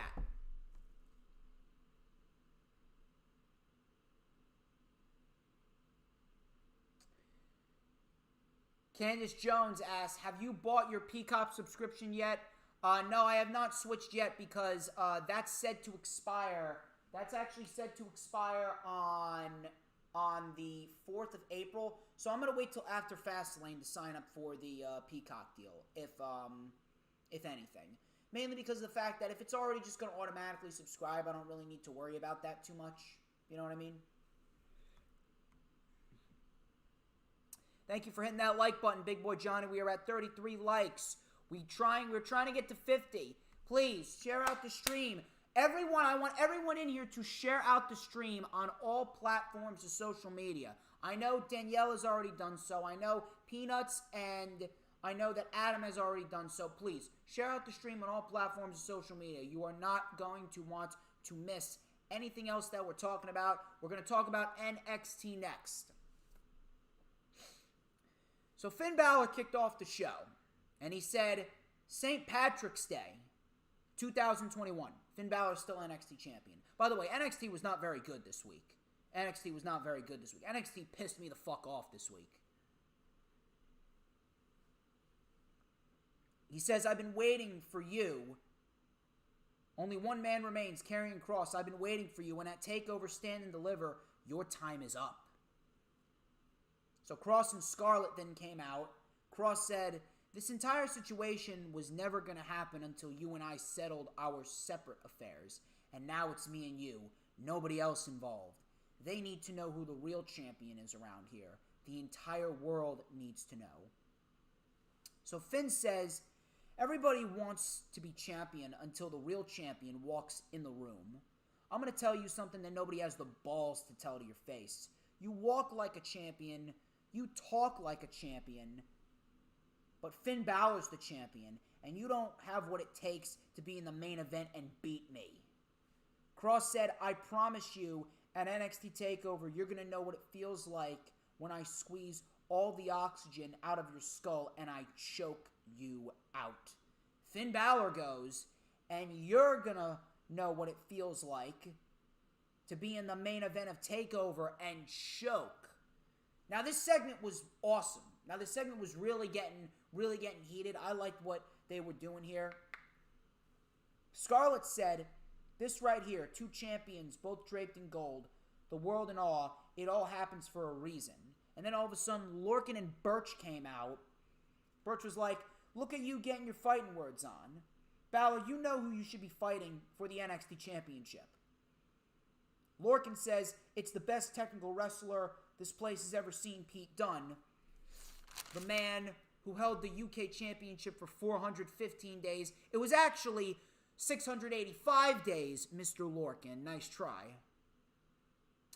So Lorcan said, we know Pete Dunne can beat you, Cross. Scarlett goes, there are moments like this that will lead us to an inevitable future. Moments where you two put your tag titles on the line against them. So she started seducing them. And Birch is like, we're the champs. NXT Tag Team Championship against you two tonight. And then we had Scarlett saying, every moment happens for a reason. And that was pretty much that. I don't know what the fuck they were going with here. First off, what did Cross and Finn Balor do to deserve a tag team title opportunity? Secondly, why? Why do we have to sit through Cross and Balor going back and forth only to have Lorcan and Birch come out when that storyline was pretty much finished with? That storyline was pretty much finished with. Seriously. The storyline was pretty much finished with. I don't understand. I really don't understand that. But we get that match made for tonight. That match was made earlier for tonight. That was pretty much that. I don't really give a shit. It's really not that important. It really is pissing me off how the Monday Night Raw aspect is really plaguing NXT. Like, why do we need to have Cross and Balor team up to fight for the tag team titles? Why? Just because Lorcan and Birch need to get a tag team title match out there? Why not just continue MSK and only Lorcan and Danny Burch and get that match out of the way? Or are you saving that match for TakeOver? If you are saving that match for TakeOver, fine.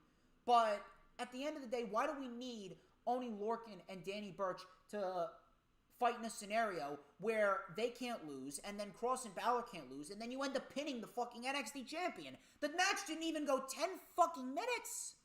The match didn't even go 10 fucking minutes. You realize how weak that makes Finn Balor look? Fucking terrible. Terrible fucking booking. Austin Theory, he took on Dexter Lumis. Theory was in control. He kept on the aggression on Lumis. Lumis came back with a nice spine buster, clothesline, a bulldog, back suplex, and a leaping leg drop for a 2. Theory then came in with a forearm and a cross-legged brainbuster on his knee for a 2. Lumis then reached out his hand for Theory. Theory then took his hand and he hugged Lumis. Lumis then tried to go for the silence. Theory then fought out of it. The ATL was then countered into the silence, and Theory passed out. Theory passed out. Decent little match right here. Nothing really too special. This is pretty much going to be Dexter Lumis's bridge to This is going to be Dexter Lumis's bridge to the North American Championship at TakeOver Stand and Deliver. But I really don't understand. I really don't understand why Austin Theory has been made to look like a fucking dumbass. It's stupid. It's stupid. The storyline sucked. The storyline has absolutely sucked. I'm sorry. The storyline with Austin Theory playing this dumb character, Gargano's great, Lumis is great, but they have not done the whole storyline any favors. I'm sorry. I'm sorry. It's stupid. It's stupid. Just get the title on Dexter Lumis and move on from this storyline. Put Austin Theory in a better role. Just have him and Johnny fight for the tag team titles. Have them be a tag team. It's really not necessary to make Austin Theory look like a dunce and have Dexter Lumis and Austin Theory in this budding friendship, or Austin Theory think that Dexter Lumis is his friend and then Dexter Lumis is choking him out in a match. It's stupid. It's way too complex, way too fucking stupid. It's not very easy to follow. I'm sorry.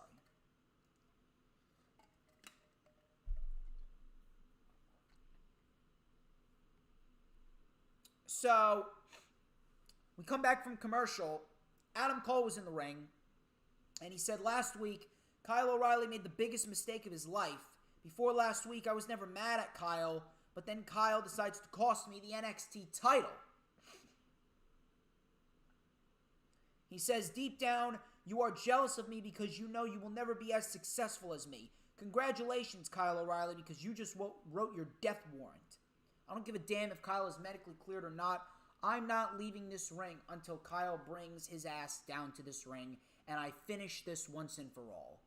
William Regal then came out, and he was saying, Kyle wasn't medically cleared to be in this building because of the altercation, and now Kyle's further damaged his neck, so it'll be further before he can come back again. But I can promise you Kyle will not be here because he's been banned from the CWC. Kyle O'Reilly then came up on the screen and he says, I'm not coming back tonight. It's a safety precaution thing. It's 100% for your safety. The look of fear in your eyes was, you know, I'm a patient man. I'm a patient guy. And I will not rest until I end you like you tried to end my career. And I am willing to end you. And you're damn right, that is a threat. Cole then walked right up to Regal and he says, Kyle said he's going to find me and he's going to end me. Well, not if I find him first. Cole then walked off, and that was not the end. That was not the end. There was plenty more to come later on in the show.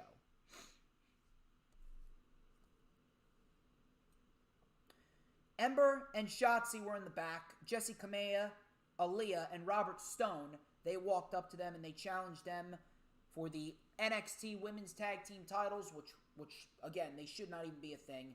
And we get that match made for next week, which I don't know why. Legado del Fantasma versus Breezango. Another decent little match right here. Really nothing too crazy. Legado del Fantasma ended up getting the win with the Russian leg sweep enziguri combo. Afterwards, Escobar actually took a headset and called out Jordan Devlin. Jordan Devlin ended up coming out and he says, you've been running around for a year claiming that you're this and you're that. Well, I want you to take a good long look at what's in this ring because this is what a real champion looks like. I didn't need to come here and jump you from behind.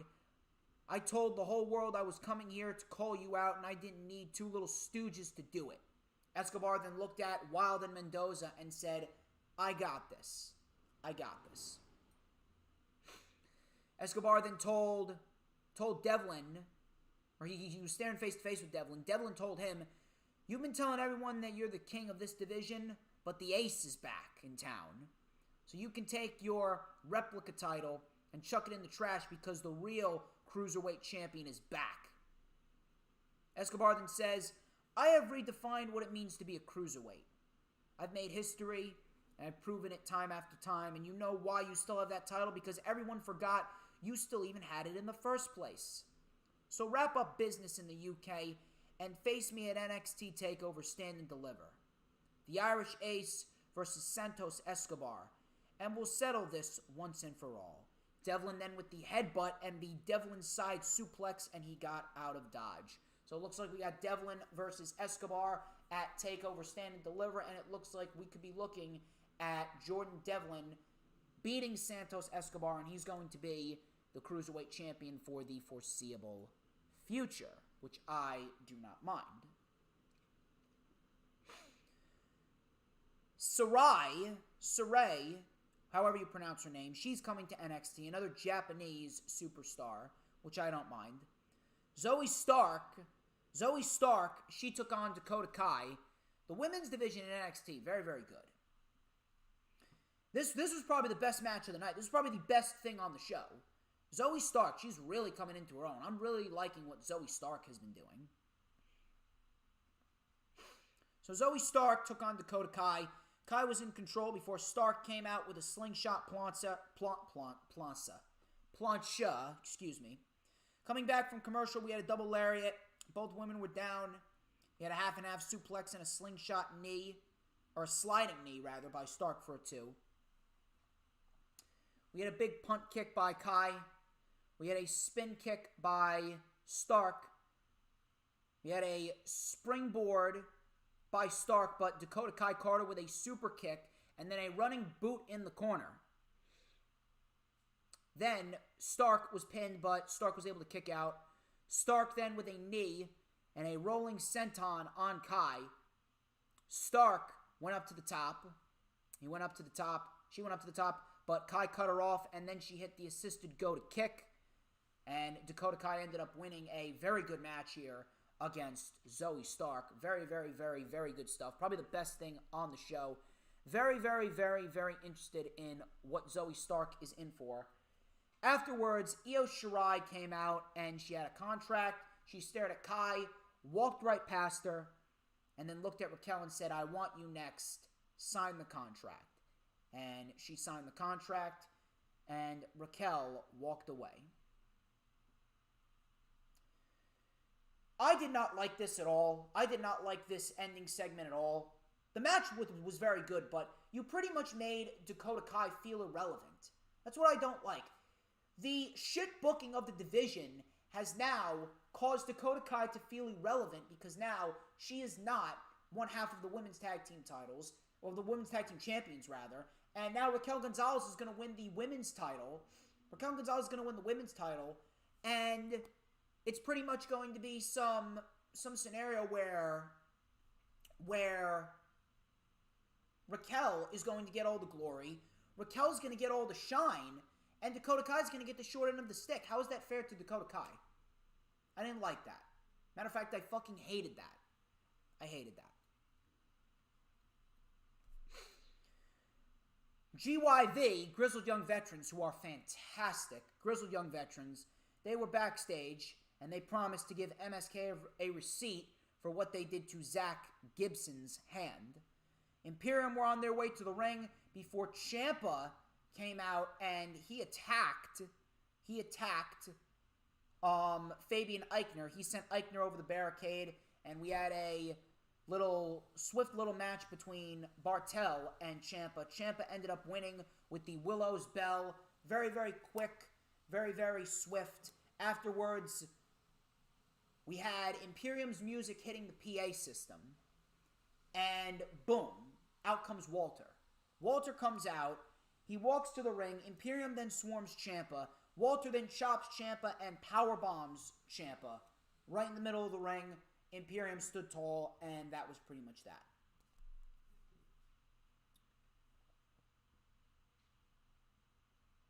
So, listen here. Ciampa and Walter, if we're headed towards a UK title match with these two, probably on TakeOver Night 1, because we actually got NXT UK Prelude on April 8th before Night 2 of NXT TakeOver. So, we could be seeing Walter defend his title back-to-back nights. I am not going to complain about Ciampa and Walter from an in-ring perspective. I'm not. But this is the product of doing a two-night takeover. You're forced to load up the card with matches that don't really make sense A match that realistically shouldn't even be happening because Ciampa doesn't have anything on his resume that has warranted him an NXT UK title opportunity. He hasn't been on a long-winded winning streak. What makes you think that Ciampa deserves a shot at Walter after the dominance that Walter has shown for the last 2 years as NXT UK champion? What has he shown? What has Ciampa done? Doesn't make any sense. It doesn't. So at the end of the day, the match doesn't make any sense specifically because of Ciampa's done nothing to deserve a title opportunity, and you're building this match and you're throwing it together in 4 weeks just to get a match on night 1 of NXT TakeOver because now you need to put 5 or 6 matches on both nights of TakeOver Stand and Deliver. A 2-night TakeOver was unnecessary. I'm sorry. So outside the Capitol Wrestling Center, Kyle O'Reilly was being arrested. Cole was explaining how Kyle O'Reilly tried to run him over with his car. Cole was screaming, "You've lost your fucking mind." And they went back and forth. They were cursing at each other. So it looks like we could be headed towards an unsanctioned match with Adam Cole and Kyle O'Reilly. That should be good.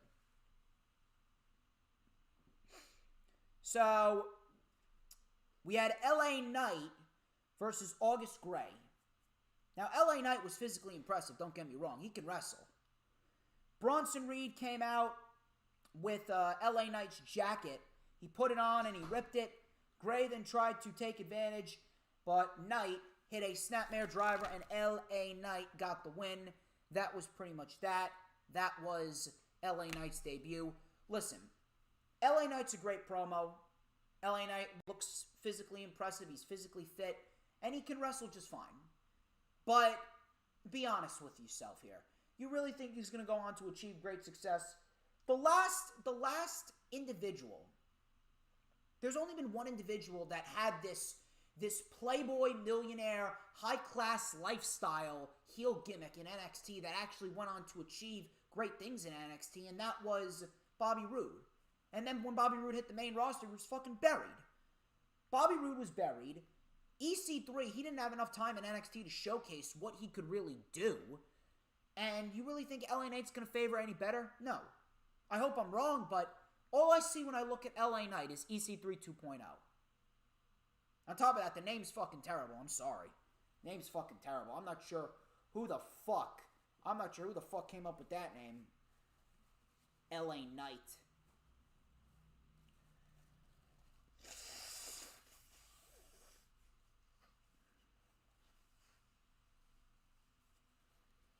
So, main event was fucking terrible. The main event was absolutely fucking terrible. This main event was absolute shit. Cross and Balor were dominating the tag team champions until Balor drop-kicked, I think it was Danny Burch. He didn't drop-kick Danny. He drop-kicked Oney Lorcan. He drop-kicked Oney Lorcan into Scarlett. He was trying to check on Scarlett. Karrion Kross got pissed off. Karrion Kross then attacked Balor. Lorcan took advantage with an uppercut, and he won. And then afterwards, Kross just destroyed Lorcan, and he destroyed Balor. And on top of that, bad news as well. Apparently, Danny Burch may have separated his shoulder, and that fucking sucks. That fucking sucks. And I really do hope that he's not missing too much time. I really do hope that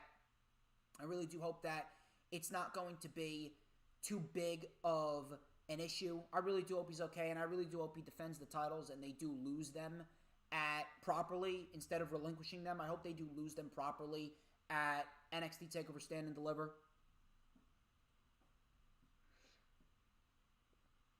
But afterwards, Balor got attacked. He got dropped by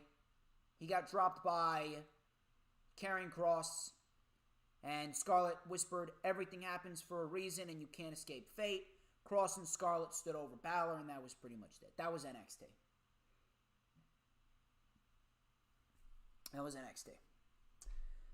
Not very good. Not a very good episode of NXT. Very lackluster. Why do we still have 33 likes? Why don't we have 40? There's 8 people in the stream. If you haven't liked the stream. I don't know what you're doing. Get people in here and get people in here now. Okay? Come on. We need more likes. Okay? We need some more likes. So I need y'all to share it out. I'm sharing it out to a couple more people. We got a couple of more shows to talk about before we get to the end. And we are going to wrap this up in a little bit. But let's check the chat. Candace Jones says, DJ, I think MJF is probably the best example of the modern rich guy heel in wrestling. MJF is what EC3 should have been in WWE. You are absolutely right there. You are absolutely right there. Cool King. I don't know what happened to Harry Smith, but he is Gonzo. He's fucking Gonzo. He should have gotten it right the first time. Everyone's always looking for a second chance. No. How about you get it right the first time, fucker? Okay, Harry? So, don't. Don't give me the bullshit, Harry. Don't give me the bullshit. Anyway. I don't know where everyone is. Everyone just seemed to leave. We got 33 likes. Come on. Let's get to 50. I think we can get it. We're probably going to wrap up the stream in just a little bit, but we're going into NXT UK. NXT UK this week was actually very good. We actually got a lot of good material for NXT UK coming in the next few weeks, including we got Walter versus Rampage Brown for the NXT UK title at NXT UK Prelude. Rampage Brown's been kicking ass as of lately. So it looks like Rampage Brown could be the next NXT UK champion. To some people, he might be, but I don't think he will be, to be quite honest. We had Nathan Fraser versus Ashton Smith. This was a decent little match right here to kick off NXT UK. Smith with a deadlift brainbuster for a 2.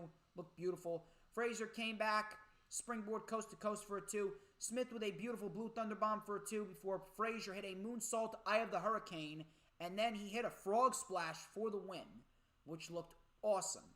That looked absolutely fucking awesome. Decent little match right here. Nothing too crazy, but Nathan Fraser is continuing his rise to superstardom, and Nathan Fraser is on a 5-match winning streak. If you can keep that up, I think that Nathan Fraser is going to be a big deal. Ilya Dragunov, he was in the back. He was saying that he was sorry for his recent actions in recent weeks. Sam Gradwell came in and he said that he'll beat him in any match. And we ended up getting a no DQ match set for next week. That should be awesome between Ilya Dragunov and Sam Gradwell. Very interested to see how that plays out. NXT UK Prelude is set for April 8th, which is on the same day. That is on the same day as the what was it? As TakeOver Stand and Deliver Night 2. So that should be a pretty interesting event. Also, on TakeOver Prelude, we actually got a number 1 contenders match announced. It's for the Heritage Cup. Heritage Cup number 1 contenders match between Noam Dar and Tyler Bate. And winner of that will face A-Kid. So that should be an interesting match. Danny Luna took on Meiko Satomura. Meiko Satomura won with the Scorpio Rising kick. Walter came out and he says, I'm standing here as the longest reigning NXT UK champion in history. I've dominated this brand. I went through everyone in front of me. British Strong Style, Joe Coffey, Dave Mastiff, Ilya Dragunov, the list goes on and on. But I'm still here for competition. So he looked right at Johnny Saint and he said, find the next challenger for me. And then Rampage Brown, yes, Rampage Brown came out and he says, you're a dominant champion, but the champions never faced Rampage Brown. When you're ready, just let me know. Brown then shoved Walter to the ground. I don't think we've ever seen that before. So looks like we are on the cusp of a big heavy man brawl. Should be a great match between Rampage Brown and Walter. Can't wait to see that. We got Ilya and Sam Gradwell, no DQ match next week. Pretty Deadly will be taking on Amir Jordan and Kenny Williams for the NXT Tag Team titles in 2 weeks. And then we got Rampage Brown versus Walter for the NXT UK title at NXT UK Prelude. Very, very, very good stuff right here. NXT UK lining up some great material. Main event. Main event, we got Walter versus... not Walter. I'm sorry. Rampage Brown. I'm sorry. I'm like all over the place right now. See, this is what a 2-hour plus stream does to you. Trent Seven, I apologize. Trent Seven versus Jordan Devlin. This was for the NXT Cruiserweight Championship. Match started out very, very quick. We had a Snapdragon suplex to Jordan Devlin on the floor. Devlin took over with a back suplex on the apron. Seven came back with a DDT, a flipping stunner, and the Emerald Frozen. The Emerald Frozen 4-2. Seven with a suicide dive, but Seven missed the rolling senton in the ring. Devlin then with the cloverleaf locked in, but Seven was able to reverse it. Seven then hit the 7 Stars Lariat, but Devlin was able to kick out. Devlin with the Irish Ace drop, but Seven kicked out. Seven then with a Dragon Suplex from the top and the Burning Hammer. The Burning Hammer. So what we saw here after the Burning Hammer, Devlin got his foot underneath the bottom ropes. Devlin got his foot underneath the bottom ropes, which looked great. Devlin got his foot underneath the bottom rope underneath the bottom rope, pretty crazy. Devlin, behind the ref's back, then raked the eyes. Devlin then raked the eyes, yes. Raked the eyes of Mr. Trent Seven, and we ended up getting Devlin hitting the Devlin side suplex, but Seven still kicked out. I thought that was it. I thought that we were going to see fucking Jordan Devlin win right there, but apparently we did not get that. We got Jordan Devlin winning after a 450 splash. Devlin retained. Great match here between Trent Seven and Mr. Jordan Devlin for the NXT Cruiserweight Championship. Now we get Devlin and Escobar for the title at TakeOver Stand and Deliver. Should be great.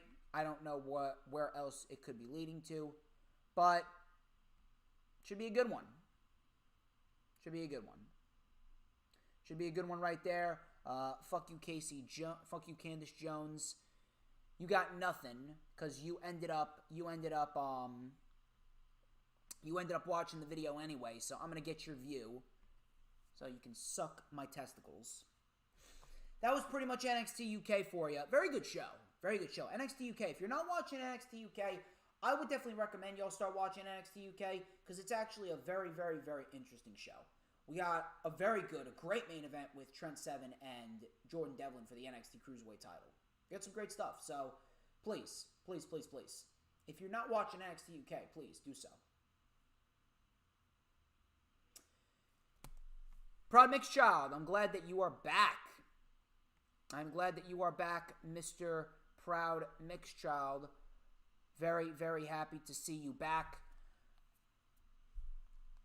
Twitter blowing up once again. It's not easy being popular. Having to spend each day catering to everyone, you know. But what are you going to do? What are you going to do? What are you going to do? We're going to talk about SmackDown. We're going to talk about SmackDown. SmackDown, which was fucking luster. SmackDown completely fucking luster. I don't know what's going on with SmackDown, but oh my God. So, Sasha Banks and Nia kicked off the show. The match was actually fairly bearable. Like, Sasha Banks really is she really is what she says she is. She is the best at what she does. She is the best at what she does. We have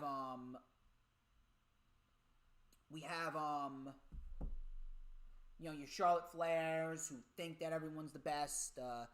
Like everyone that thinks she's the best, or Bully Ray being a Charlotte Flair cocksucker and all that. You got your Bayley, the Ding Dong Hello. You got your Bianca Belairs, the up and comers. But at the end of the day, if we're gonna be quite honest here, Sasha Banks is exactly what she says she is. She is the standard. She is the best women's wrestler on the planet. She brought Nia Jax to a decent match. She brought Nia Jax to a match that was actually bearable.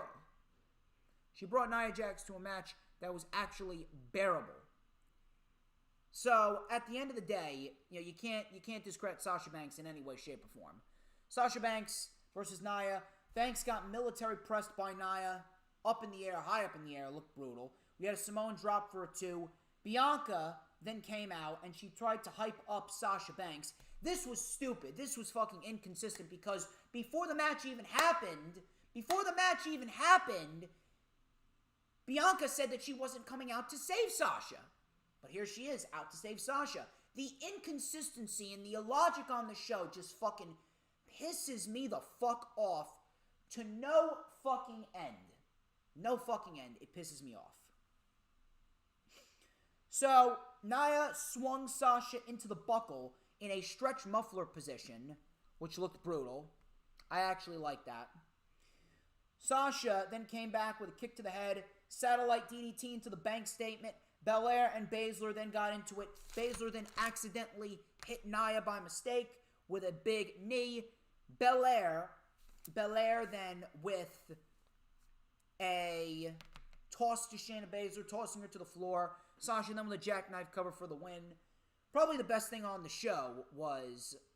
Actually, no, not the best thing on the show. Well, maybe from an in-ring perspective. Maybe that or Jay Uso and Edge. But this was actually a fairly bearable match.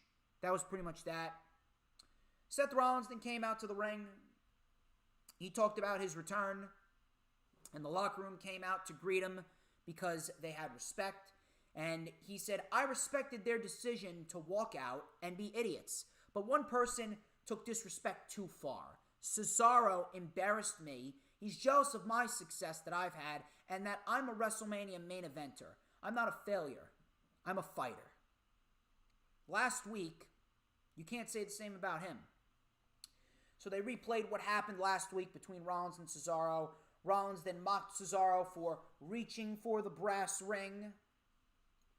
And he says, you will never disrespect or embarrass me again because I'm Seth freaking Rollins and you're the biggest waste of potential in WWE history.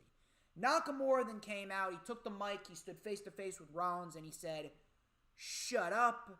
Rollins was then dropped by Nakamura. And he did the come on. Nakamura then hit Rollins with a Kinshasa. And we get Rollins and Nakamura booked for WWE Fast Lane this Sunday on the WWE Network. What's going on? Alan Holland, please hit that like button if you haven't already done so. Street Profits took on Rey Mysterio and his son Dominic. Dominic ended up rolling up Dawkins for the win. Afterwards, Otis and Gable came out. Gable said, don't think that this victory puts you in line for a title opportunity before the Alphas. Rey and Dominic then took them out, and we get Gable and Otis taking on Rey and Dominic. Gable and Otis ended up winning with a big splash by Otis taking out Dominic Mysterio for the win. That was pretty much that. I don't know what the fuck they were doing here. We're headed towards a multi-man match. I mean, come on, how fucking creative can you get, huh, Bruce? Because a multi-man match is really something that the WWE Universe wants to see at WWE WrestleMania with 4 teams, the only 4 teams in the fucking division, right? Fucking ridiculous. What was the point of having Rey and Dominic beat the Profits Why didn't you have Rey and Dominic beat the Profits? Then you could put Rey and Dominic versus Rude and Ziggler on Fast Lane. That would have made the show a little better. You should have taken off Shane and Braun, and you shouldn't even be doing Alexa Bliss and Randy Orton. No one gives a shit about the Fiend storyline. If the lineup would have read Ali Riddle, Nakamura Rollins, Big E Apollo, Rey and Dominic versus Rude and Ziggler, Nia and Shayna versus Belair and Sasha, then you could have put Drew and Sheamus no holds barred, and then Bryan and Roman with Edge as the special enforcer. That right there, that's a nice 7-match lineup for Fastlane. That's a nice 7-match lineup for Fastlane. If you wanted to do that, that would have been fine. But no, instead you're going to have the Street Profits lose to Rey and Dominic, and then Rey and Dominic lose to Otis and Gable immediately afterwards, completely undoing that victory just to get a multi-man match on the card at WrestleMania. Yeah. Good job! So Daniel Bryan came out. He talked about the main event, and he says Edge thinks he can beat Roman Reigns, but I know I can beat Roman Reigns. Roman and Heyman then came out. Reigns says, look, DB, I can deal with you saying you're ambitious, but you gotta lie on the tribal chief like that? You ain't gonna tap me out. You got a better chance of lightning shooting out of your ass. I'd rather lose my arm. I'd rather die in that ring than tap out to someone like you. Bryan says, Reigns' statements are delusions. Everyone thinks they're unbeatable until they lose. I'm going to break you of everything that you think you are, whether you tap or you don't. I'm beating you for the Universal title at Fastlane. This build between Bryan and Reigns, it should only be between Bryan and Reigns to begin with. Edge shouldn't even be there. Edge feels like the odd one out. Edge completely feels like the odd one out. There has been no tension, there's been no build, there's been no interest in anyone between seeing Roman Reigns and fucking Edge at WrestleMania. No one's cared. Literally, no one has given a single shit. Edge should be facing McIntyre. Now, I've been loving the promo back and forth between Roman and Bryan, and Edge and Bryan, they've had some nice promos too, but at the end of the fucking day, I mean, come on, are you really are not going to admit that you fucked up? And you're really, like WWE's pretty much admitting that they fucked up. They should have gone with Roman and Bryan at WrestleMania to begin with. Edge should have been facing McIntyre. But of course, they wanted to go with Roman and Edge. Sami Zayn took on Baron Corbin. Owens was on commentary. Sami tried to use the ropes. Ref caught him. Sami tried to unscrew the turnbuckle. Ref caught him. Sami lost with the end of days. Owens was then telling Zayn to let go of things. Sami was yelling. Sami then booted Owens right in the face. Like a boot, like flying in from camera. Sami with a boot to the fucking face, which looked fucking great. And he was yelling at Owens, you're blind, you're blind, you're blind. So it looks like we're getting Sami and Owens at WrestleMania. Now, the match is going to be great. And I think that Owens and Zayn are going to tear the house down. And the attack with Sami coming in, flying in with a haluva kick, flying in with a boot on Kevin Owens out of nowhere, I thought that was great. But I'm sorry, this character that Sami Zayn is playing, it's just embarrassing. They really do not know what they have in Sami Zayn. They're legitimately treating Sami Zayn like a fucking joke.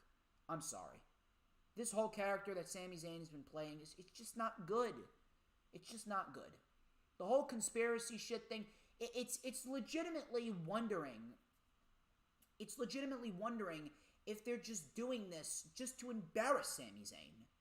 I don't know what the fucking reason is behind this. So Apollo and Big E, this was another great segment here on SmackDown. Apollo and Big E had a sit-down interview. Big E says, Apollo, you got 2 days till Fastlane. I'd appreciate the Christmas of the March air. Enjoy the normal function of your limbs. Your future is dark. Sunday, I'm going to retain. Apollo said, if I were you, I'd think twice before talking to Nigerian royalty like that.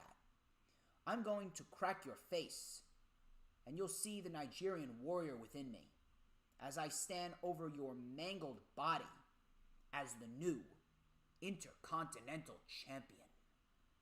Big E then took his mic off. He took his earpiece off. And we get Big E taking a golf cart. Big E took a golf cart and he was driving around looking for Cruz. He took a golf cart, driving around looking for Cruz. He found Cruz. We got this big brawl. We ended up seeing Apollo getting his shirt ripped off, and then he took the golf cart and drove away, which looked. And you know this promo. Let me tell you something. These sit down promos, these like split screen face to face promos. I don't know why WWE doesn't do more of these. These actually make things feel more important than they really are. I love these split screen face to face promos. I think it's fantastic. I would love to see more of them. So we had Bianca Belair versus Shayna Baszler. Nia Jax walked off. Natalya and Tamina, oh great. Natalya and Tamina, they caused the DQ. They sent Shayna over the table, and then Tamina dropped Belair with a super kick and a spinning side slam. So it looks like we are getting some type of fuck finish on Sunday. God, I fucking hope not. I fucking hope not. We had Edge and Jey Uso.